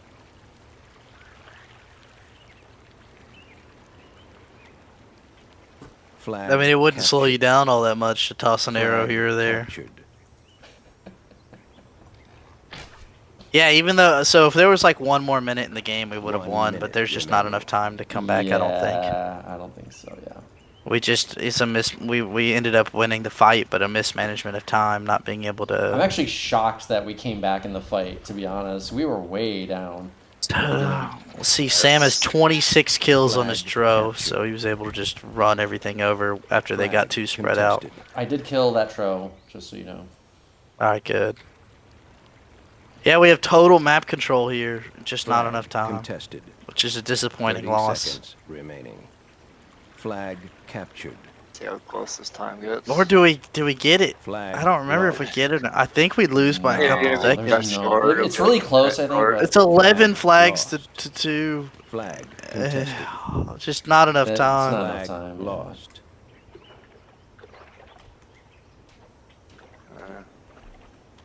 Oh, it's so close. Flag Well, like captured. It 20 wasn't more that close. It seconds. was like 4 Game. minutes Yes. apart. Still, No, 3.5. 20 more seconds on the map and we would have got it. I mean, Sam being able to rush at the end with no contest and just kill everything is really what made it so close. Yeah, Spoon and Paris had kind of rough games. Shad too. That north, I swear, our north flank should have been able to defend against Genghis' Tro a lot better. So I don't blame Sam entirely for that. Like the archer line, I remember looking at it before. That archer Not line was entirely, not but facing against that Tro. him leaving opened up the opportunity for them to do that. So it's kind of I But think, if they in my had opinion, defended a it better, catalyst they for would it. have made that Tro like red or dead, and that actually would have been worth the trade, I would say actually. So that it wasn't entirely like yeah, it was a little bit of a dicey call from Sam. You know, maybe partially to blame or whatever, but that also like whoever had those archers up there, I can't remember who it was. Funk, yeah, he was not lined up facing that Tro when that Tro rushed in. That So it Tro came in rushed on in the from side of his It came line. in from the side, so it didn't get any good hits on the Tro on the way in. So yeah, that was a huge difference. Just he didn't know how to defend that Tro. And then Spoon's arching on the other side was really rough too. It was like way too clunky. I mean, my bone to pick this game was Shad just being out of position the whole time and losing 2 warlocks. I mean, he only got 1 and he somehow managed to lose 2, which is impressive. I actually think we made a big mistake in our distributions. Seeing Spoon and Funk, kind of our 2 more junior players on the outside. On the flanks? Yeah, Yep. on the outside of the archer line, which is the more Yeah, difficult should have been you role. and Paris with Spoon and Yeah, Funk. they should have been in the yeah, middle. Spoon and Funk in We the should have been middle. on the flank. Yep, exactly. I think other than that, everything else is fine. Yeah. I honestly yeah. don't know what H&P must have had just a warlock and some melee then. Yeah, H&P Well, we made and it kind of Shad. close despite like a really shitty start to that game. 20 more seconds of game time, or Okay, 20 so we're down seconds earlier. 3-2 at this point. Which would, obviously, knowing the results, indicate we win the next 2. I remember this one I do decently not remember enough. this. Oh, I do remember this one. I remember the ending of this it. was It like a was pretty super close one. That's nail-biter. right. Very, very Yeah, nail-biting. this was a really close. Yeah, this is a really fun one to watch at the end. Yeah. Yeah, Sam did pretty well in this. If I recall, it was Sam. Yep. Yep. So let's see. We got about 10 archers, max heavy melee, and max skulls. I mean, there's just so many points on this. You can max out all your fast melee and still have plenty to spare. So this is really interesting. Oh, they and they go go no no-bows. archers. So they finally change it. Like they've been going heavy archers the entire match, and finally they go no archers. So we're the ones that actually go 2 heavy archers on this. Arguably too heavy, but I don't know. see. We'll see. We'll see see. how they play. Yeah, we'll if see. they were played wrong or if they could be played better. I think I took a 10's gold fine. pack. Oh, that's right. I remember this one. Yeah, I took a gold pack. Yeah, you took the Yeah. gold pack. Looks like Shad, H&P, Sam, and I have melee. Boone and Paris on archers, and then I really Funk, feel like the perhaps. ideal strat on this is similar to our creep strat. I think if I could do this again, that's what I would do here. I don't know how much Stygians changed that. What's that? Throw all archers in the south. South, yeah, I think so. Yeah. Yeah, south. I don't know. What do you think? I about that? I don't know how much the Stygians changed that. Yeah, that, the Styx uh, changed it a that little bit. dynamic. It's the hesitancy I have with that strat is the lack of Stygian. I don't know how Stygians change the dynamic. No. I wouldn't go no Stygians. No. No, I'm not saying that. I'm just saying how Stygians change the dynamic of the archers in general being able to. I hear you. The archer thrall goal, if there's a couple Stygians on defense, if they could entirely change the way that flank pushes. I still feel like we employed our archers in an offensive manner, just with more heavy melee involved. I still feel like it's a hybrid of that strategy. I don't remember our initial strategy. I just remember how the ending went. I feel like you could do a hybrid of that strategy where you involved more heavy melee in the pushing flank. I mean, to me, the real question is how many archers is the ideal amount? Because if it's only 5, if it's only 1 squad instead of 2, here we do 2 squads. Yeah. But if we clearly could have gotten more thrall. Yeah. And gone 1 squad here. And if you only go 1 squad, I don't see any other better way of using that 1 squad than that strat, right? So I agree. I just wonder if you have to involve more Stygians in that offense or not. Oh yeah, mix more Stygians. Yeah, that's what I mean by right. the hybridization of. You might have to just like shadow as many Stygs as they send. You send the same amount or something. Essentially, right? yeah. No, I don't disagree with if you get 5 archers here. Of course, they go on a pushing flank, but just I wonder how the melee difference changes the whole dynamic. But We still have max I mean- fast melee here. Just they have Yeah, more exactly. thrall, basically. they have and more dwarves. thrall and dwarves. We have more archers. Yeah, they still max. And the dwarves are good dwarves. against the Stygians, so I do mean, remember honestly, we fucked up the I don't execution remember of our this in the beginning, though. I assume half of our archers go mid with Spoon, Paris goes south with the Yeah. other half. You go Yeah. south as the goal pack player. Although in hindsight, unless you I believe you would have specifically requested the goals, else otherwise I would have given them. I think I wanted to do bottle pass. Yeah, and I probably. There's no reason for me to give you I goals was unless asking you like specifically who wants requested to do them. bottle pass, and I don't think anybody else wanted to do it, and I wanted it done, so I just did it myself. There's no choice now. Yeah. Everyone got a roll. And I don't think it did anything. It was. No, I don't so, think so. Yeah. So yeah, I assume Paris goes south, you go south, Shad probably goes south. It looks like Sam and I maybe north, and then a mixture of units in the middle. For their flank, for their side, looks like their heavy hitters are on heavy melee squads, Adren, Ars, Tirri, and Ghengis. Looks like maybe Karma has a gold pack, and then everyone else has dwarves and thrall. Yeah. So they're just. I want to see their distribution. I think something in the middle of their strat and our strat is probably better. Maybe 5 archers. Yeah, I agree. 10 I might agree. be excessive. I think 10's a bit too much. But I'm yeah. sure we probably had plenty of discussion between 5 and 10. Yeah, I think we and were 9. debating between the two. Yeah. This seems like a map we would spend at least 2 hours just talking about how many archers we need. I think one squad of 5 is the right. Probably. amount. That's what I'm just without knowing what happens in the early and mid game here. That's what I feel like 5. Now again, I mean, I think our team had a lot of problems with people playing out of position this tournament. I'm as feeling. we saw the last couple of games. There's a lot of out of positioning. I feel like you could hold that middle with like some Stigs and a Dwarf on the high ground pretty well. Probably. It'd be really hard, I think, for archers to push that off. Yeah, I agree. The whole our flank has that whole like weird green hill thing that's very defensive. Theirs doesn't have it as much, which is an imbalance of the map.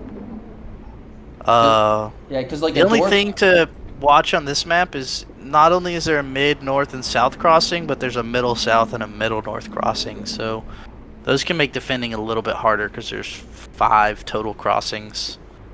I guess the middle and middle south kind of join, but I think we there's opted, 5 total crossings. I think we opted for the second archer squad because we were like not sure how else to hold middle. But when I think of this now, I feel like a Dwarf, like maybe half the Stigs and a Dwarf, would do a phenomenal job holding that middle. Yeah, a couple pus and some melee and a You can just dwarf. back up until they get. Again, we talk about kill zones. If you had a Dwarf and Stig squad, you would just back up and bait them into the bottom of the high ground, like right at the base of the high ground, right? At the base of the hill. And Yeah, at the base of the hill, right, up. and then just bait. Once they get to that point, then push them, try to engage them there with the high ground. So.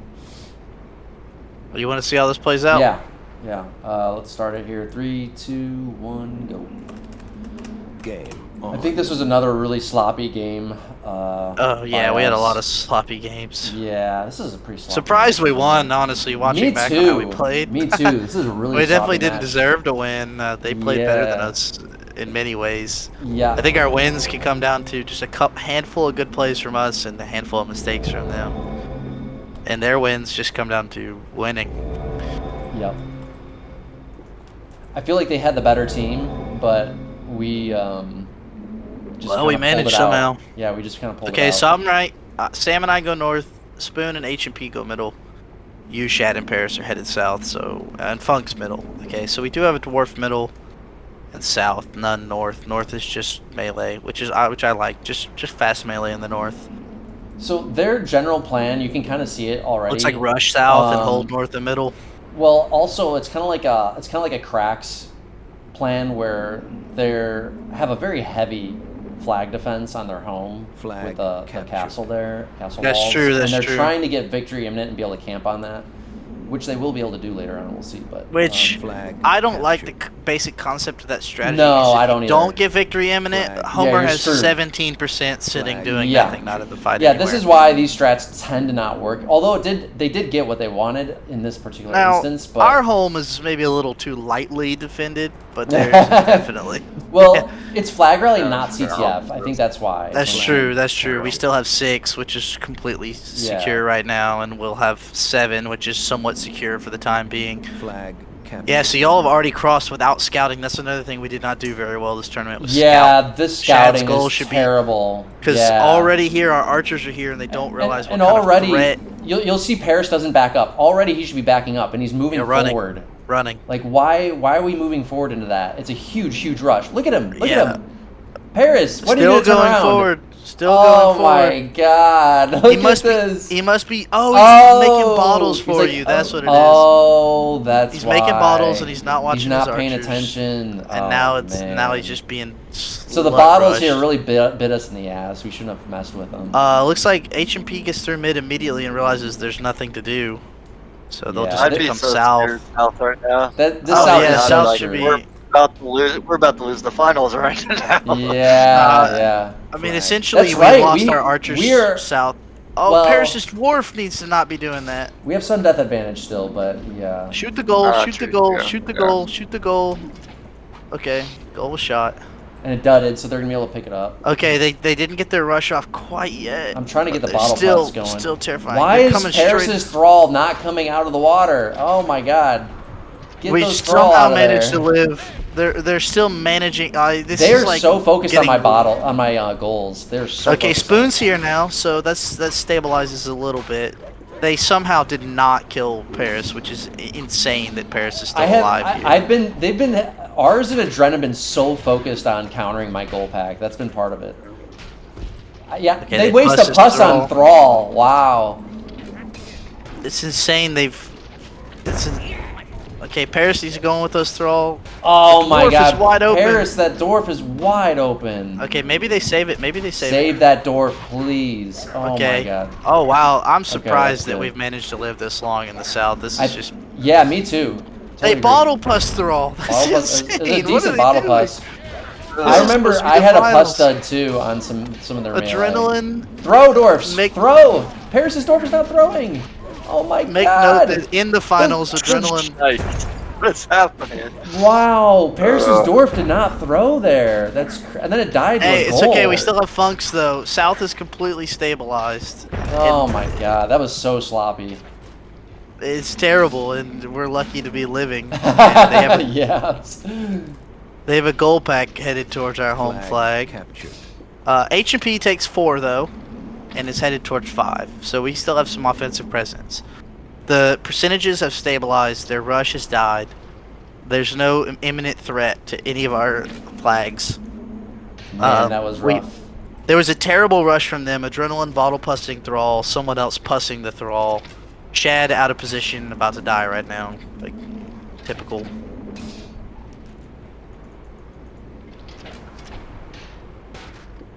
Okay, Man, we've stabilized, but that's it. Spoon is out of Spoon needs to get out of there. He's right between 2 melee packs. He's Spoon about doesn't to need get to go rushed, on. I think, by ours. Yeah, he doesn't need to go. He needs to go directly north right now towards my melee. Oh, look at this. Adren, their melee pack turned around because we have no dwarf Yeah. defending that. Yeah, Paris so this is is what I'm gonna get talking about. cleaned Out of up. position. These two Yeah. unit groups need to be Yeah, together right now. Funk should be defending Flag. the bigger Yeah, melee they need force. to be together. Victory. Like imminent. ours doesn't have any stigs. The dwarf should be on the stigs. Oh my god, this is so sloppy by our south. Yeah, they need to be together. That dwarf is so out of position. Nice pus. Okay, oh, that was me. It was okay. It wasn't great. I mean, it enabled those Stygians to win the fight, or Almost never won mind. the fight. Maybe if someone else was could. We stabilized. Yes, again, this is just a map of us staying stabilized.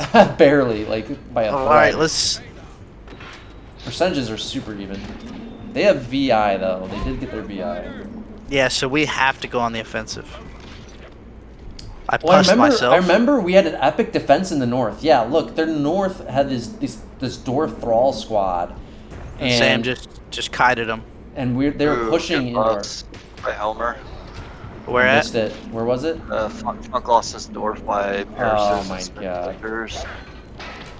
Oh, great. Our So our south last being rushed dwarf is again. down. Okay, Paris snipes their dwarf and equalizes. Man, our south is still getting torn up. Still can't stabilize. I'm doing the best I can to defend them, but they're just way too spread out. Yep. I think we do come out. I think we do come out on top here. Oh, beautiful Good pus by Funk. Funk on Karma's gold Our pack. archers need to That be was shooting those huge. goals. That was huge. Okay, we stabilize, and now we need to get back to defend. Oh, I'm really surprised we didn't get more follow-up damage on that. They're right here. Their 5 team doesn't need to be pushing anywhere. I think that's a massive mistake that they're pushing right now. They should try Enormous. to keep If you they guys tied up just- there, but If they just keep them tied up, but don't engage. bottled up, exactly. Why? But they're if pushing. their dwarf could push onto our cliff, though. If their dwarf got up on our wall, that would be huge. I don't think he can until he goes around. I don't think. You mean the He's one almost on this there. west? All he needs North is a thrall side to or push where? up The north, the pink dwarf or the gray one? the gray. The gray Oh, is okay, I almost to the ramp. If he could- Yeah. I think he does get up there. If he could get to that ramp with his thrall. I mean, Sam has done Does an he? amazing Oh, he does job get of up there. just- You're right. Yeah, I think he does. Sam has done an amazing job of just keeping their flank at bay despite being massively undermanned. So at this point, we're like, hey, I remember in game right now, I was like, hey, we need to set up an offense right now. Like archers need to get on offense, and then here you got Paris. He's forced to back up some more. Not 'cause of running Stig. to my melee right now. Not running to Yeah, me. He's gonna end up stabbing the Stig. Yeah, it's just stupidity. It's a little aggressive. He loses an archer, almost a second one. But That's worth a he stitching did in, get the Stig down though. Alright, Yeah. I just have to go on offense here. I'm calling for like, hey, we have like I know the time is super short. We have to set up offense right now. HMP still trying to get 5. They're about to get it right now. He'll get it, yeah. But take some heavy hits from it probably. A little too much damage, yeah. It's just what was needed in the moment. I guess 2 warriors play, was worth yeah. it. Flag. 2 warriors Yeah, it was was worth it. It was for sure. For sure, you had to do that. Imminent. It's just about if Spoon can hold with a couple archers and Thrall versus a dwarf and a couple Thrall. So it looks like you still have a pus. You have a goal labeled P that has holding an item. I think I Funk still has a asked pus. for it. I think somebody else gave it to me, maybe HMP or something. Yeah, But it looks like we might still have 4 pus on defense. Oh, look at this! So- Look at this! Shad is gonna take on Tirri right now. His dwarf. What is Shad doing? Oh, He actually okay. gets it. He actually gets it. Does he Really hit it? Does he clean- cleave it? Really He clean does kill. cleave it. Okay, good kill. Really clean kill. Oh, right here! I'm telling Sam he needs to get on offense like right now. He shadows ours, but I'm telling him like, hey, you literally need to get on offense. We need you. Ours come mid, F the offense.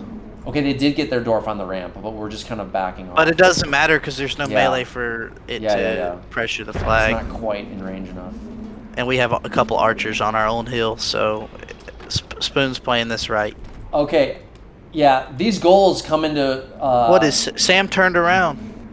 Yeah, I saw that. Turned back around. I'm telling him Kill like him. he was. I remember he was asking in chat. He's like, "Hey, do I have time to kill these thrall?" And I was like, "No, you don't. You need to come on offense right now." These goals come into play that we got this goals set up on offense. You see that HMP's got a couple goals, and I think I'm bringing, or I think I have take one of 2 the as goals. well. Yeah, we're gonna try to set up a bottle pus or a satch pus on their thrall. Yeah, I got 1 goal, and I think it's got a pus on it. Okay, I just stole a I satchel. don't know, I have a satch. HMP's got the pus, I think. Alright, so now we're sieging. They have no archers, so we're able to just get like free hits on these thrall for the next minute and a half at least. We're gonna obviously need to contest as well. Oh, I didn't realize Paris's archers were being attacked. Yeah. Yeah, they're probably fine, It's though. fine. It's fine. Yeah. I did a small pus on the warrior and get some damage on there. Okay, he does clean. He does get Yeah, the but one red one. It loses 2 warriors for 1 it though. minute remaining. Ooh, they we got okay. So right here, HMP and I are trying to coordinate a Satch Puss. I'm calling for HMP right now. I'm like HMP. Okay, I pick up the Satch right now, and I tell HMP, I'm like, hey, let's go right now. We gotta go. We got no time. Let's see, our defense. Yeah, they have nothing that can pressure. And here he goes. So Here he goes. Spoon's Look just at this. fine. Look at this. Look at this Satch Puss. Nice. Oh, that was huge. That was so huge. Yeah, I'm telling everybody to go in right now. 30 seconds remaining. That was, dude, that Satch Puss. We might not have won it without that Satch Puss. It was so huge. Oh, that's a good puss right there from Sam. It dudded though. It kind of bounced. No, and it didn't do it much. bounced, Oh, but- and then Empy fucks up and pusses himself. Oh shit. I clean up the Warriors though, so we're fine. We had to contest. We had to contest for a couple seconds. I've easily contest this. This is not. Yeah, no, you can. Yeah. That dwarf is a bit This threatening, is but pretty close though, man. Pretty fucking close.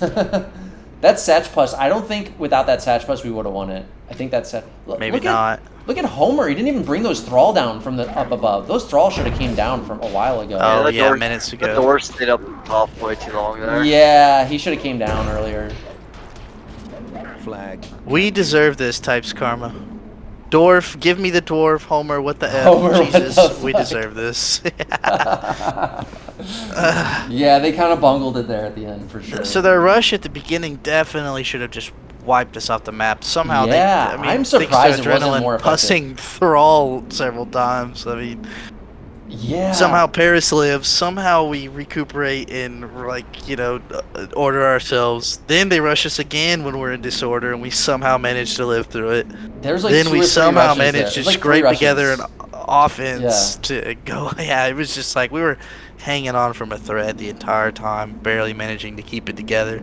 That was the most interesting game I think so far. The whole match. yeah. That was crazy. We were on the back foot the whole time to the end, desperate attack. Yeah. Luckily, HMP was on the offense the whole time and was able to get 4 and 5 because otherwise we would not have had a coordinated offense on those 2 flags, and we were able For to just sure. focus on their home flags. So that was a huge play from them. I do think I think Sam could have gone on offense a little bit faster, but other than that, Yes. I think we. But did I was a able really good to job keep a coordinating. contest until he got Yeah, there. So yeah. I think we did a really good job though, like coordinating that offense like as quickly as we did. I think a lot of teams in that scenario would have been like took another minute or two to like kind of get their shit together, and there would have been yeah, we were too scrambling though slow. for sure. I remember if we have the chat recordings, it was hectic. Yes, yeah, it definitely And was. a lot of confusion and hectic call-outs and just pure desperation to go on offense.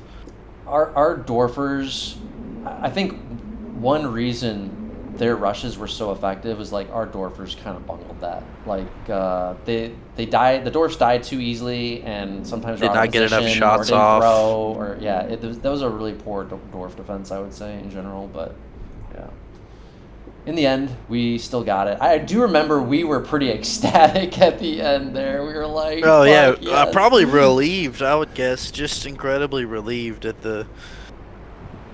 I think, well, at least I personally felt incredible relief that we were managed to. Yeah. And stay in it for really one more helped game. going into the last game because like it felt like we had the higher morale. Like they were a little demoralized after this one. Going Yeah, into the Karma last one. especially, just like, Yeah. what an idiot, Homer. Yeah. And then here I'm gonna load up the next game. This is actually my personal favorite. Was this game? Yes, for this one obvious was. reasons that we'll see soon here. Oh, this one just felt good after the previous 6. Barely winning 3, losing 3, and then this one just was like icing. I remember explaining to the team tro fetch pushes in the PT on this one. We've been saying it in the podcast every time I see tro fetch maps. Every time I say it, look out for those tro fetch pushes. So and this is a big one too. I want to really point it out because you're going to see their team not recognize what to do and they don't seem to realize the value of the tro fetch push. So. And speaking of, tier 1, tier 2 unit players, I think you and Paris are both tier 1 fetchers, so this is an amazing, Did I have fetch? Oh, I did have fetch. Yeah, that's right. You did. You refused to tro this tournament. Yeah. So I knew, like, as a fetcher, I wanted the fetch to because I knew I wanted to set up that tro fetch push with the trowers. So yeah. So HMP probably has a big melee pack somewhere. You and Paris are fetching. Sam and I are trowing. Mm-hmm. It's like Shad and Funk. Now the reason, okay, Warlocks and a handful of soulless. I want to. I actually don't remember. Oh, we did get some souls on this. Yeah, that's right. Just I a think, handful. I think there was literally no other. The only thing you could get was more locks, and so we didn't want more locks. We got a little bit of souls. Yeah, they got 5 and we got 2. So just to explain to everybody what our strategy is on this, it's essentially you notice we split Tro, and the reason for that is because we feel there's enough units on this map to set up 2 Tro fetch fronts, basically, right? We have enough. We go heavy Stigs instead of souls, and very light locks to give us more Stigs. We got max Stigs, I believe, -1, where the enemy had almost 5. max, yeah, almost max Stigs. So we're looking to really leverage that Stig advantage, and we're looking to just spread them out and run the timer out. Even though it's territories, and you would think that traditionally plays like a BC fight, in this particular case, we're really looking to just spread them out. See if there's an opportunity to BC fight, we will do so with the Tro fetch push. But if we spread them out with a melee advantage, which we, again, because we even have 1 soul pack, so 1 soul pack can even defend one of the 2 fronts, right? But then even on the other one that doesn't have souls, it has a lot of Stigs still with it, so it's fine. I think I have like what you're going to see 15 is, Stigs on one side. So. Stigs are so effective against Tro too. Like they hit so and hard. fetch. Yeah. And soulless. Good point. And soulless, the only thing they're weak to here is Mercridia and Warlocks. Yep, that's right. You have to be careful of those, but they run down fetch so well. So you notice that they go heavy souls, and I think we're going to pick up on that pretty early. And Warlocks, very heavy. 5 Warlocks is incredibly heavy on this map. So once we see that they go heavy, which by the way, like, it's territories, so in most cases, you would think locks and souls are safer on this because it's artillery heavy game type. But I just feel like if you play this properly, like the way we're looking to play it, I feel like you can really ignore those locks and souls pretty much. Like the fetch can block lock shots all day, right? It's so hard for the locks to do anything, which is why we didn't max them. And the souls, same thing. You got Stigs, you got locks to kind of zone them out, back them up. So even the spiders, the spider packs can. Did we get spiders? Yeah, we did. Okay, good. Yeah. We got some.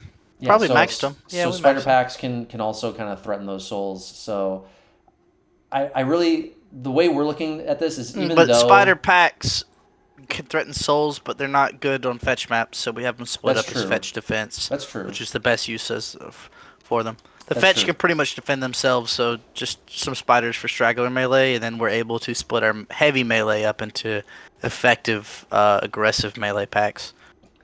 Yeah, we're just looking to kind of spread them out because we feel we'll have a melee advantage, and then just run the timer out, and it's just gonna force them. They're gonna be forced to try and pick a fight with us, right? Because the game clock is on our side. If this thing runs out to the last 2 minutes of the game, then our Stigs suddenly become much more effective when we try to melee rush them, right? So. Oh yeah, especially if they got souls all over the map and warlocks, and we have Stigs all over the map. Yeah. That points differential.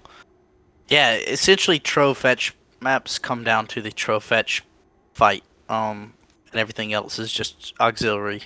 So you'll notice that they also split Tro, which leads me to believe, like, hey, maybe they're looking to set up Tro fetch pushes too, but you're going to later see that that's not what they do. So, and actually, we didn't do it either for a while. I kept calling it later throughout the game, but we'll see that as it plays out.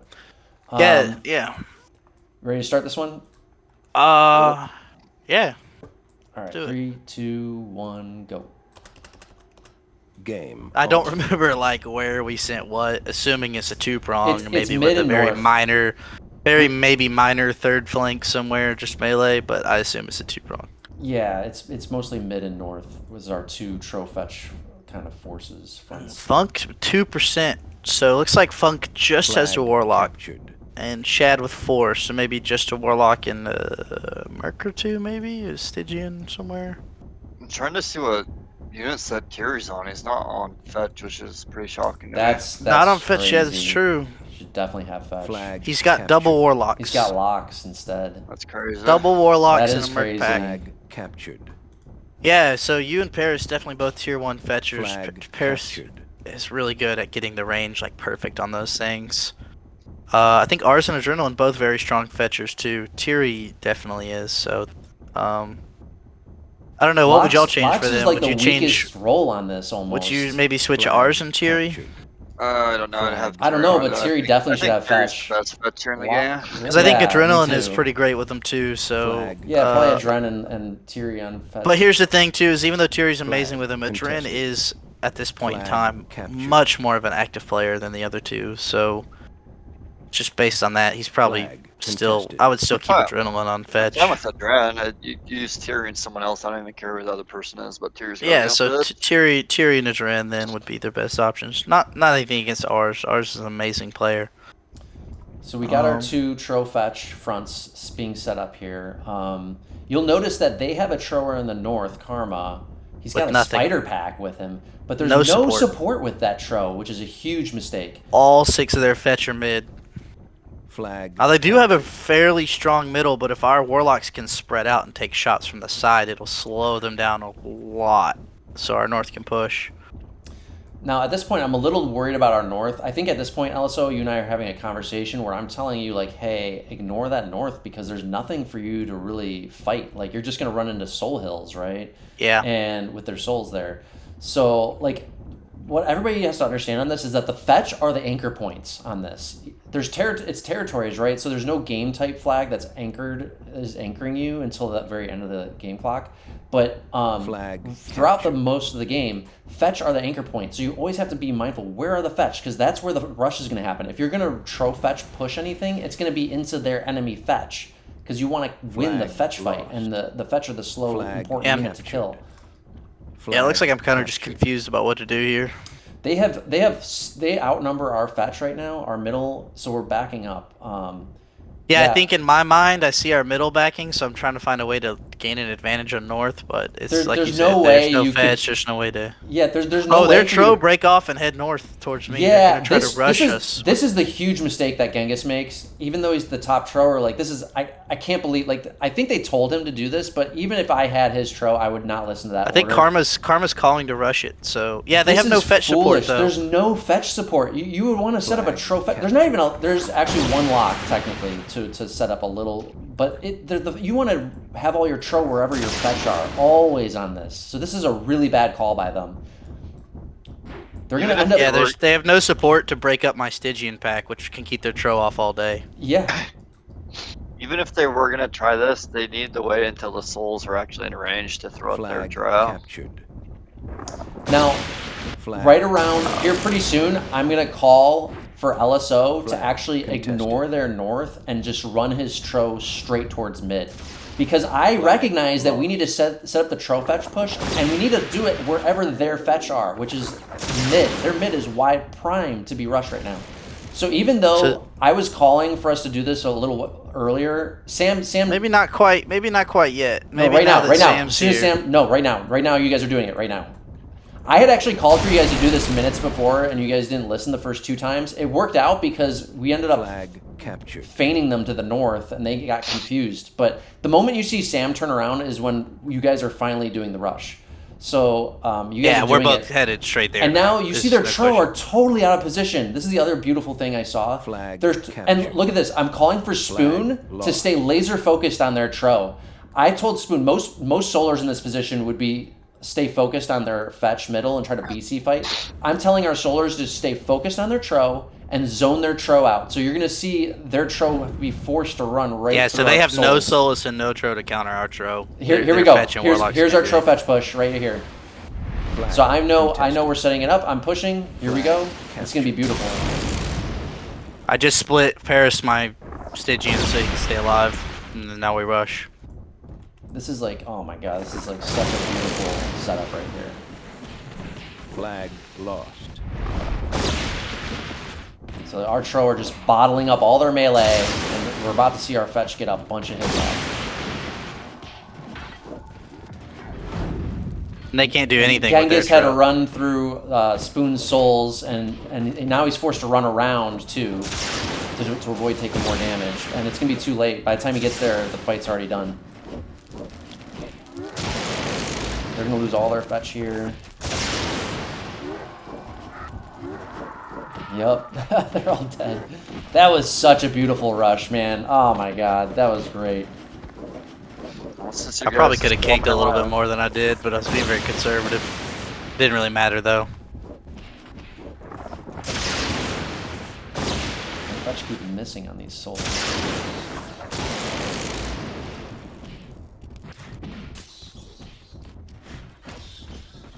That was such... I mean, they were so out of position, and we countered it so fucking beautifully, dude.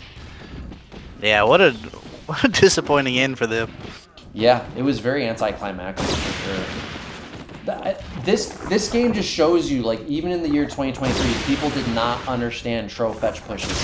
Like, I hate hearing anybody who says, like, the game was all figured out after 20 years or whatever. Even after 20 years.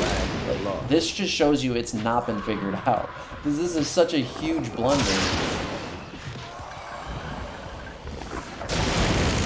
Man, yeah, they dropped the ball the game before. Like that's the game they need to close out with how they were set up in that game. 5 Yeah, minutes and this is remaining. where I say, like, Genghis' one weakness as a thrower, even though he is the top thrower, Flag lost. is he doesn't see some of these broader strategic plays that a strategist with the throw would Flag see. lost.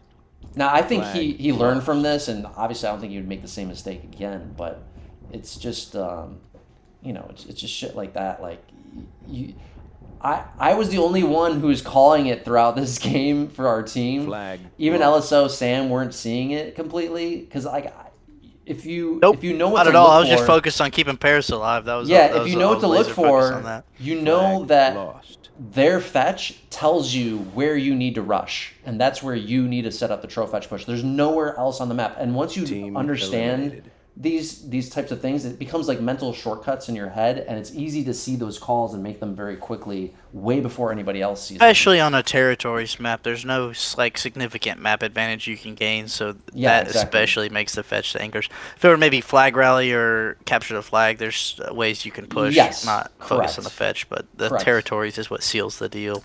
Absolutely correct. Yeah, like we got kind of bottled up to our side of the map, right? But we weren't worried about that, and in fact, it kind of played to our advantage because they were kind of surrounding us. Overconfidently pushed. Yeah, they were surrounding us and on out of two position. opposite sides, right? But because although we're kind of bottled up on our side of the map, because we're all together, our tro are able to just switch from one side to the other really quick and then zone their tro out.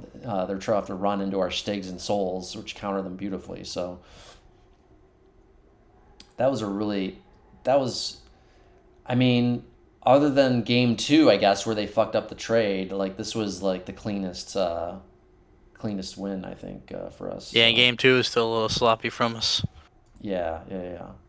Sam had some big numbers, and well, you too, yeah, both of you, which makes sense because you guys had the tro. So Yeah, well, on this one, I definitely watched my tro what I was doing. After losing to Genghis the other game, I was much, much more conservative Yeah. about. Even though we were absolutely steamrolling them, I was much more conservative about putting my tro in a fight, where Sam was just kicking anything that got close. I didn't see And it in the he paid chat, for it. but I'm pretty sure someone, maybe Homer, I'm not positive, somebody called for their tro to go north. And Karma, it's- I believe, was typing in the And chat it was to just go like north. when I saw that in the film, I was like, that is, I almost can't think of a worse call than that. And I actually usually like Karma's shot calling. If he was the one who made that call, I'm not sure, but I usually like his shot He calling. typed but something about there being too much north and needing help, and then Tro started going that way. Yeah, So I it's don't know if just it was like- necessarily Tro come north, let's rush this, but once the Tro got there, he typed rush this. So once they had 3 Tro, they were trying to rush. But I mean, just looking at those units, they had nothing to spread my Stygians, so I could keep them in a block all day Yeah, and beat exactly. their Tro off. Yeah. Keep Paris's fetch. I mean, I did let one fetch get kicked, but the other 2 still would have done a number on their melee. They Like, had there's one just lock nothing- they had there, but nothing the to lock was rush just us going to get there. blocked by a tro or fetch anyway. The lock can't do anything. Yeah, so I'm saying, like, yeah, we're saying the same thing. They had nothing Yeah. that could pressure us there. My true Tro could have fought off their 3. Even if I, lost melee, I would have killed Tro. It would not have worked out for them. Sam was on his way too, so it's like, even if they committed to the rush, we would have won it. It kind of worked Or out. should Like I say fire I alarm. didn't intend Sam to go up there, but it kind of worked out because it kind of faked them out extra bad, right? I might have called Sam up there to help me defend, maybe. Yeah, I think I mean, you looking did. at it now, in hindsight, obviously, and being a different player than I was 2 years ago, I would have been fine without Sam. But I think in the moment I see 3-tro, a whole bunch of artillery bearing down on me, I'm like, all right, Sam, come Yeah, up here. yeah, for sure. He gets there, but it's fine though, because then that's when you made the call. Or actually, GKG, I want to say that Sam asked initially if we should just rush their stuff, and then you made the call. I think honestly, I want to give Sam some credit for the rush. I think no, he I was the think one who he wanted to go north with you guys, but I don't know. I wish we had some films to pull up. I know that you made the rush call, but I think at one point Sam might have said, "Can we leave this and rush their fetch?" I really think feel I like said he that had... actually. All right. Well, hey, if you want, I don't remember I very was well. laser focused like on those fetch. Like I even remember when you were pushing north, even before they had 3-tro up there on you. I was like telling you, I was like, you need to ignore that and just come.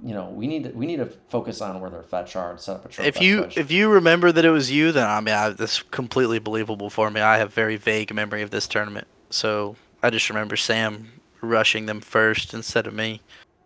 No, But I believe it was your I think I call. told. Do we have a recording of it? We might have a recording of it somewhere. But I know I don't. It was on my laptop, so Paris it might would have have to be recorded it or you or something. Paris Yeah. or HMP. I remember you guys were trying to. No, I think what was the conversation was Sam was trying to call for you guys to rush north. That's what you're misremembering. Like he's like, no, Probably. you're right. You're right. He's calling. Sam was calling for like, hey, can we rush this? But he was talking about north, not mid. And then I had to step in and I was like, no, you guys need to ignore that shit and fucking rush this mid south with me. That's what happened there.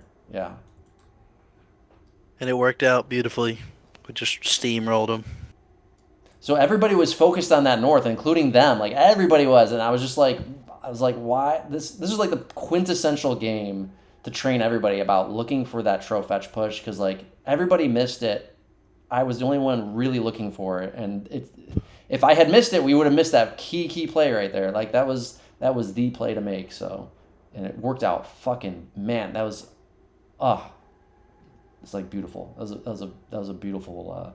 I didn't even like plan it to kind of work out that way. It just kind of happened to work out that way. So, but yeah, it worked out beautifully.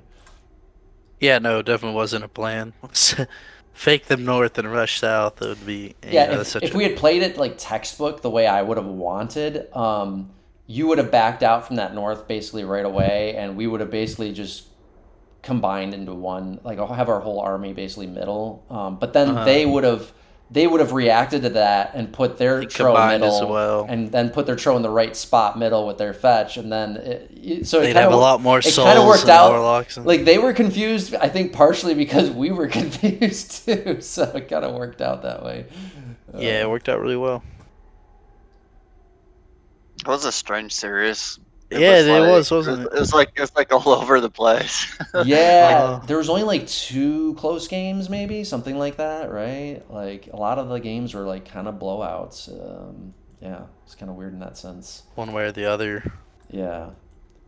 But Game 6 was definitely the highlight of that series. That was yeah. Game 6 and 7 for me both. Yeah, I liked the last 2 games for sure. 6 was a very clutch win. 7 was a roll.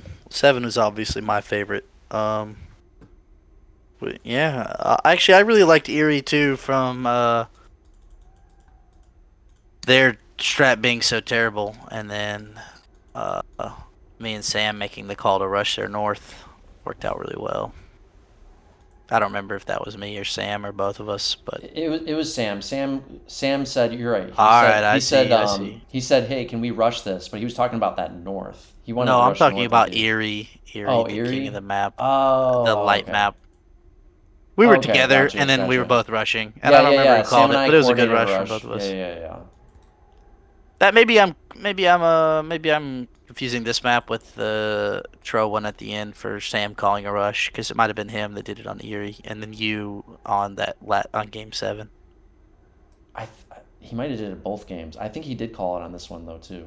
On that north. Oh well. I think Someone Paris has the recording of it. You can see on his. yeah, someone made the right call, and we rushed and killed them on both of those Yeah. maps. Them being out of position with the wrong units. I And think. on the ones. Go ahead. No, you go ahead. I've talked a lot more than you. Sam has like very good just like myth instincts. He's someone I think if he put more time to the strategy of it, it would be like a 5-baller for sure. Because his I natural agree. instincts are pretty solid. I agree with that. I agree. Yeah, he's He's made got very good micro too. In 2014, I mentioned this when we did the episode in 2014, but he only showed up for me in the finals for 2014, and like he did a little bit of the strat sessions with us, and he had it was actually originally his idea to do the heavy stigs on that Tro map, that I think it was mixed blessings or whatever it was called. Yeah. That was like, as soon as he said that, I was like, that's a great idea. It's 100% right. So yeah, he has really good instincts and even some strategic sense about him. Even though I call him a little bit of a BC player previously, like I think it's just because he doesn't quite put enough time in the game. Like you said, like if he had put just more time into the game, like he definitely, I think, could be there for sure. Yeah, but it's 2025, and time in the game is not what people. Yeah, no, Yeah. for sure. Yeah, Not expecting anyone to. I think he stopped being just active around 2010. theory, yeah. Right now, Sam's involvement with the game is sure I'll play, and then he'll show up in the later DE, maybe for finals. Well, like I said, even in 2014, he only showed up for the finals, so didn't play. Hey, that's all. I mean, that's all we need. Yeah. He shows up and he still does great. So he'll show up, talk about how terrible he is now, say he's gonna play terrible, and then do really well and win. Yeah.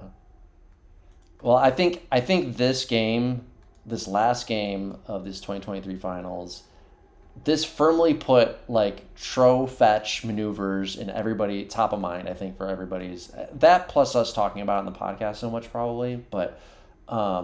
Whoever views and consumes this, I don't know. Is this a good viewership? Probably like few people, comments on every episode. Oh, when I say good, I mean maybe 20 people. No, I don't even think so. It's like 5, maybe. Yeah. Whoa, no, you got 171 views on 2011, 126 on 2001. Oh, on the YouTube videos? Oh, yeah, okay. yeah. I gotcha. Yeah, sure. Like the lowest after a month views. They get up there. Lowest views is maybe 40 so far on a video. These are pretty, okay, much more viewed than I thought they would be for, myth content. Not terrible, sure. I mean, considering how many people there's play the game. Only like 50 active players or whatever. Yeah, considering how many people play the game, 40 views is a significant portion. So, yeah, so maybe someone out there who's still playing is watching this and learning from it.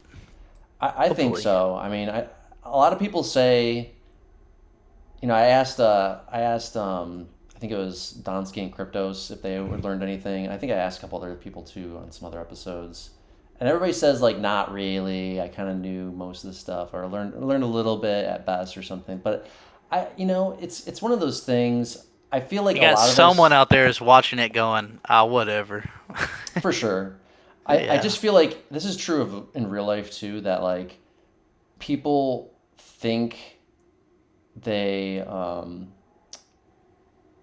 think they know something a lot deeper. They think they have it all figured out already. Yeah, and there's no progress to be made. I think a lot of the stuff we've talked about on the podcast, like Tro fetch pushes, for example, it's stuff that was like loosely, vaguely understood. Like it's not like this was the first Tro fetch push that ever happened. We saw Ghengis do Tro fetch pushes and other players too in like much earlier years, like 2006, 2007. I think was the first ones we saw for sure. But it's just like, because you don't see it done consistently, you still see big mistakes or plays not happening that should have happened.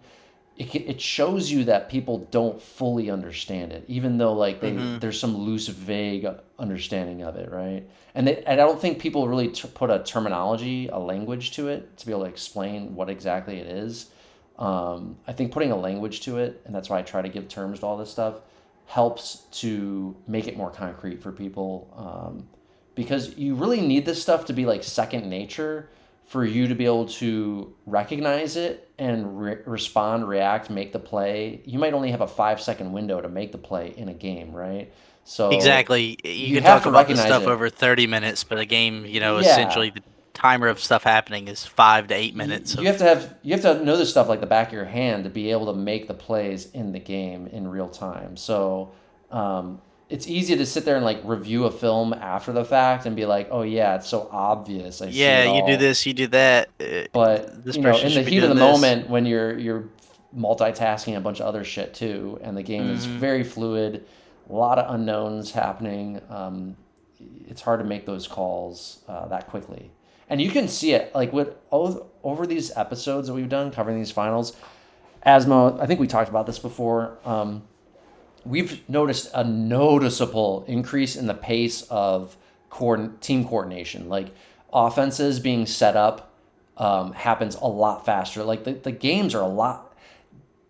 The games are a For lot faster paced, actually. It's way faster. So for the most part, like the older you go back, they don't. You can tell like they don't really have good thought out plans, right? Right. Like they inch into it slowly, and like it maybe happens like 5 minutes after the plays should have happened. Yeah, like now, like teams just like get into it, right? This is our strategy. This is what we're gonna do to win.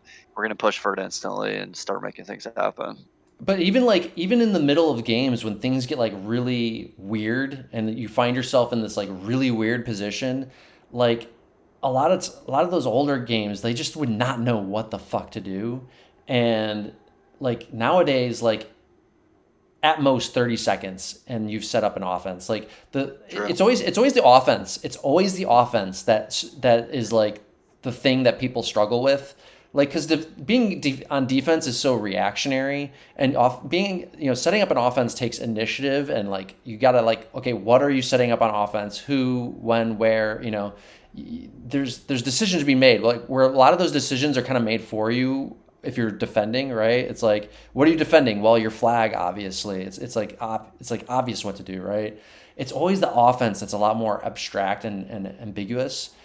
And that's why when we watch those older MWCs, they're so slow and campy because they just don't know how to set up a freaking offense. And nowadays, in the past, I would say, especially the last 2 or 3 years, the pace has picked up significantly where people are setting up offenses almost right away, like 20 seconds max. Yeah, I mean, Yeah, the clear cut out offensive plans ready to go before the game starts, and you're already moving towards them as soon as the game starts. Instead of just you go north, you go west, you go middle, as you see in the older ones. That's what it looks like, anyways. Yeah. You get these units, you go this direction. We'll figure it out. Voice chat contributes as well. We should recognize that. Voice chat Yeah, helps very too. much. But even us who've been using voice chat since it became like regular thing, and I would say around 2018 was around the year that happened. But um, even for us, like it's for me anyway. I can only speak for myself, I guess. But and my teams that I was on, at the time, like it took us a year or two to really like figure out how to use voice chat effectively. I feel like it was not like something that instantly fixed everything, Hmm. Especially if you're playing with different people every year, figuring out how people communicate and Yeah. talk and getting it all squared I, away I on voice chat. remember I One remember person doesn't speak at all. One's too excited all the time. It's I, me. I And remember in 2018 before we even played a game, like we realized, okay, we're gonna start using voice chat. People convinced me to finally do it. I was like the last holdout, I think. And um, I remember my initial advice to the team was like, "Hey, don't worry about saying anything. I'll do most of the talking." And then like after I think one match, I was like, "Okay, no, everybody's way too fucking quiet." yeah, And I yeah. need actually, you know what? We're gonna have the opposite problems. I need actually everybody to just talk as much as fucking possible. So yeah. Yeah, that's my experience as being a captain in voice chat is just getting no feedback or no input or no calls. And it's just like, well, Yeah. there's no point of voice if no one's going to use it to communicate. I need to know, like, I don't need to hear, they're moving a goal, they're moving the goal away, they're moving a dwarf. I don't hear all that, but like just what's happening on your flank, so I don't have to constantly check every couple seconds. It's just all I need. I Hey, they're think, starting to push over here. Okay, that's quality information. They're falling back over here. All right, quality information. Hey, we might lose this in a minute. Quality right, information. right, But right, just right. some people just don't even provide that until it's like, hey, we lost. Oh, what? A little heads up would be nice. Yeah, I think Just also getting. you and I think, are probably the two biggest over communicators. And I say over communicators in a good way, that I can think of. And it's like, if there's ever like an instance of like two people stepping on each other's toes too much in communication, it would be the two of us. But even in our case, I Probably. really don't think it's that big of a deal. Like, I've never had No. that much of an issue with it. I prefer the over communication rather than the under communication. So yeah. The only times I ever remember getting, like mildly annoyed with it is if I said to do something and you were so focused you didn't hear it and then repeated the same thing after me. And I'm like, all right, what, Yeah, what are that we definitely doing here? happens, but it's, I think it's Just a fine. handful of Like, I times repeat at myself. most. I repeat myself all the time. If it's important and urgent, I'll say. I mean, to me, it's like you're in the middle of fucking combat. Like, you say Yeah. things multiple times on the radio to make sure fucking it got heard. So But it just like kind of not that you repeated, not that you were repeating me, but that it almost felt like everyone was so focused that they didn't hear what I was saying. yeah, Like almost like it just went in one ear out the other. It's like, all right, maybe I need to type it. Oh, and that's another thing with voice chat. Unless everyone's on the voice chat, then it's not worth it because there's no yeah, point in having it if I yeah. have to type. Most You have to do recently, that both. last draft Yeah, tournament, Shadow, unfortunately for all those listening, Russia has banned Discord without a right. VPN. So Shadow, who either can't or didn't or hasn't figured out how to set up a VPN, was not in voice chat. So I caught myself several times like talking to him, like, "Why aren't you listening to me, Shad? What are you doing?" And then about 30 seconds later, realized, "Oh yeah, I gotta type this crap to him. No wonder he's like just flat out ignoring me. Everyone else could hear me." And it's easier too. Like, yeah, I can still click while talking. Where if I gotta type something to you, I gotta stop what I'm doing to type it. Easy orders are fine, but complex stuff gets a little Yeah, it for sure doesn't work if you gotta type. delegating out like specific actions versus push. You know. Yeah. While the three of us are here still, I do want to talk a little bit about this upcoming MWC. Um, Uh huh. like, also, I don't know, we may be thinking about some roster changes for MIT because Asmo is putting together like a pretty. Asmo's kind of got, I don't know, I forget what the exact roster is, but it's basically like this team that Homer has right here, plus, but Asmo's going to cap it. Oh, So, great. So good We'll competition. say that's the plan. People gotta agree to it, but yeah, I mean, I so don't see why there's been people multiple wouldn't products. agree. it's There's gonna always got to be be a it's gonna be couple people tough. that It's gonna drag be their tough for us to feet. beat, I would just say, unless we add some additional firepower. I think to Yeah, MIT. well, um, I know one change pretty much confirmed. I think we're gonna have Killer King join us this year. Oh, okay. I didn't know that. Interesting. Yeah, we talked about it. It was the end of last year, but Okay, I you and I forgot. definitely you have forgotten, but I you and I forgot. did Yeah. discuss it. Okay. Yeah, Yeah. Yeah. it was agreed upon. Yeah. No, that's fine. And I also believe that I don't know how public, but maybe without, again, that thing I'm talking about with not being on voice chat, if Shad can't figure out the VPN or something, it'll be really difficult to play with him not being on voice chat. Yeah. Yeah. It's probably not gonna work. Shad probably has to focus on the real life shit going on, for him Yeah, very anyway. So serious yeah. situation there. Yeah. Exactly. Um, Unfortunate. yeah. We were thinking about, I forget, there was one or two big names that Asmo You, quite didn't. you, I think Asmo's got Donsky too. okay. Might not have ours, so maybe we'll be able to pick up ours if he's You around. mentioned Kirk as well. Oh, did I mention Kirk? Yes, you were Oh very my very gosh. adamantly mentioned Kirk several Okay. times. Yeah, I Your don't know how memory the about team these feels minor about that, conversations but is terrible. Kirk would be a You're phenomenal like, can player, I Kirk would just play? And I say. was like, all that dude has ever done to me is verbally abuse me. But he won't do it if he's on your team though. He's always Yeah, like, maybe not. Who knows? He still refuses to admit that I'm a decent player, good player, whatever you want to say. He still just says I'm some retarded trash kid. So, maybe well, he might not team for the us. Maybe it's all his just troll front. I don't the know. last time he probably played you were like 1 or 2 years in the game or whatever, and like probably No, the still a last time three I baller. played him, he dropped from a 1v1 and then came back and said he was playing with his left hand and his internet disconnected as I was rolling him. But That sounds like Kirk, yeah. yeah. Because I was like, man, I'm tired of you saying this crap. Let's just play. And I started to win, and then whoop, Big Croc V8 has left the game. I was playing left-handed. My internet's on dial-up. Blah blah blah blah blah. Whatever. Good old Kirk. Yeah. Yeah, I don't know. I mean, yeah, he's a good player, and if he wants to play, I'm I for feel it. like Kirk would If come. he I feel like if the only he reason starts Kirk any sort of antics, though, literally never started antics on his own team. I don't think I've ever seen it happen. all right, well, I'll give it a He chance then. I really think Kirk, the real reason we haven't seen him is probably just because people haven't invited him onto a team, and I feel like a top team. I should be specific.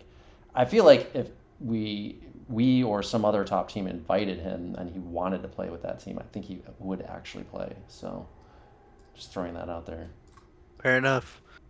Big changes. Kirk and Killer King coming back strong. Possibly ours, maybe too. That might be Maybe, enough hopefully. firepower. I like ours. Is out of all the people I've teamed with, ours is definitely my top 5 teammates out of everybody. Yeah. Amazing, Definitely just good like dude. very smart player, very nice guy, very good at the game, easy, agreeable, easy to play with, just everything positive. Makes very good calls. And I remember 2020 saved our team several times, making very good calls that I wasn't capable of making. I literally can't think of anybody who's ever had beef with ours, like ever. I think even like the other like traditionally stereotypical conventional nice guy myth players that you can think of, um, I've had all of some them have sort had of something. beef with somebody. Yeah, all of them have had at least something. But like, I don't think you can say the same thing about ours because like he kind of just like doesn't get involved if There's probably multiple instances of someone being pissed with ours, but ours just doesn't care. he always says like if there's anything controversial that comes up, he just like says that he doesn't remember. It's just like his go-to. hmm Yeah, so great teammate, ours, in every way. So it'd be awesome if ours would play. I feel like he's not super interested in the game anymore, but I think he there was we'll like one see. or 2 years where I think he just didn't have a computer with Myth installed, which was like part of the Which is reason. super easy to mitigate or Which I think solve. he recently got it installed again, so I think it's a little more likely now that he'll play again. But I'm From the stoked. I'm stoked for this upcoming MWC. I'll just say because Yeah, I'm excited to play some Myth. it's going to be us against Asmo, and yeah, we just played in 2024, but Asmo has improved quite a bit since then, and And it's going to be a real run for our money. And also, Asmo's going to have a way better team than he had last year too. So like, word I'll on the just say street is that. Cryptos is trying to put a team together, which would be cool if he gets a decent competitive team. The more competitive teams, the better. So Yeah, I don't know. Like we're gonna have Asmo's team and our team. I mean, hey, Yeah, there's enough for one more. There's the enough more like people that play, the better.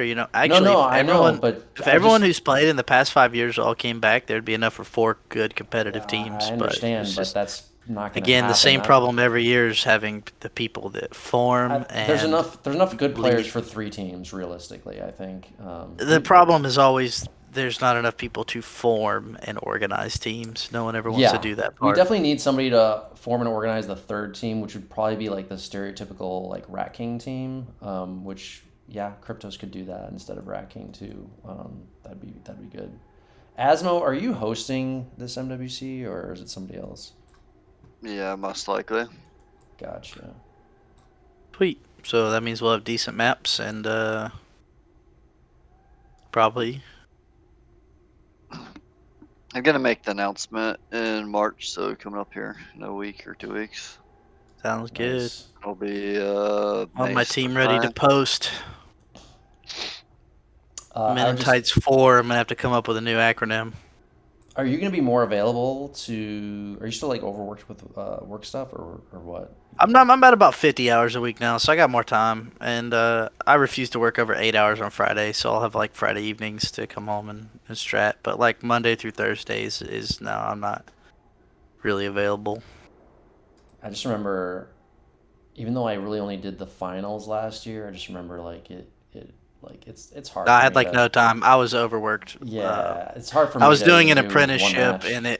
I was doing an apprenticeship where my time wasn't in my hands to take control of. Mhm. So I just got Oh, what you I was just you dealt. just finished the apprenticeship now, or what? Yeah, Ah, December. okay, nice. So like I'm like a full-time employee now, and I get to choose my work hours. You know, obviously minimum 40, but like if I needed to come home at after 8 hours, that's like it's up to me. So I have more control over my time now, and you know, can make time for it. So I'll be fine on time this year. I would just say that we really got our. It's gonna be tough to beat Asmo's team this year.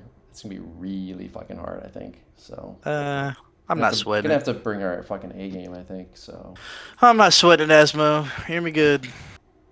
I do think it'll be a See what you can really do. high level finals. Maybe the highest we've ever seen. So Maybe, or maybe Kirk will play left-handed.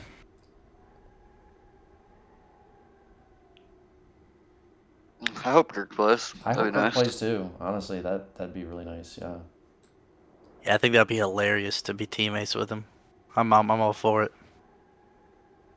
Shit, I guess well, Yeah, we'll go wait ahead. until it gets. We'll get closer to MWC maybe, and then yeah, Send him a hit him up. message. Let him know he's been recruited. Yeah. Offers Yeah. on the table. No money. It, Just maybe a cool May- trophy like last year. yeah. I kind of see Kirk as like filling the void that Kruniak left behind. You know, like Both loud, similar obnoxious, similar bright players and colored. personalities. Yeah, exactly. Yeah, just a exact copy. And they both would sign in as some sort of V8 stupid V8 name. That's right. So big croon, big croc. All right, well, it's about 1 in the morning for me, so Yeah. Let's wrap it up there. I'm a little past my bedtime right now. Yeah, good chat. But yeah, I good, think we're interesting series. I think Good we're getting chat. down to like the last 5 or so MWCs. So Oh, wow, y'all been blowing think through. think we're gonna try and do 2016 next time with like Crypto, Sidren, and Paris maybe something like that. So Oh, wow. Rat Full King said crowd. we'll do something Rat next King, week. that's right. I forgot Rat King. Yeah. All right, that's next on the agenda. We'll wrap it up there. Thanks everybody for listening. Peace out. Yeah, Yep, take it easy. GG's. You just end the recording?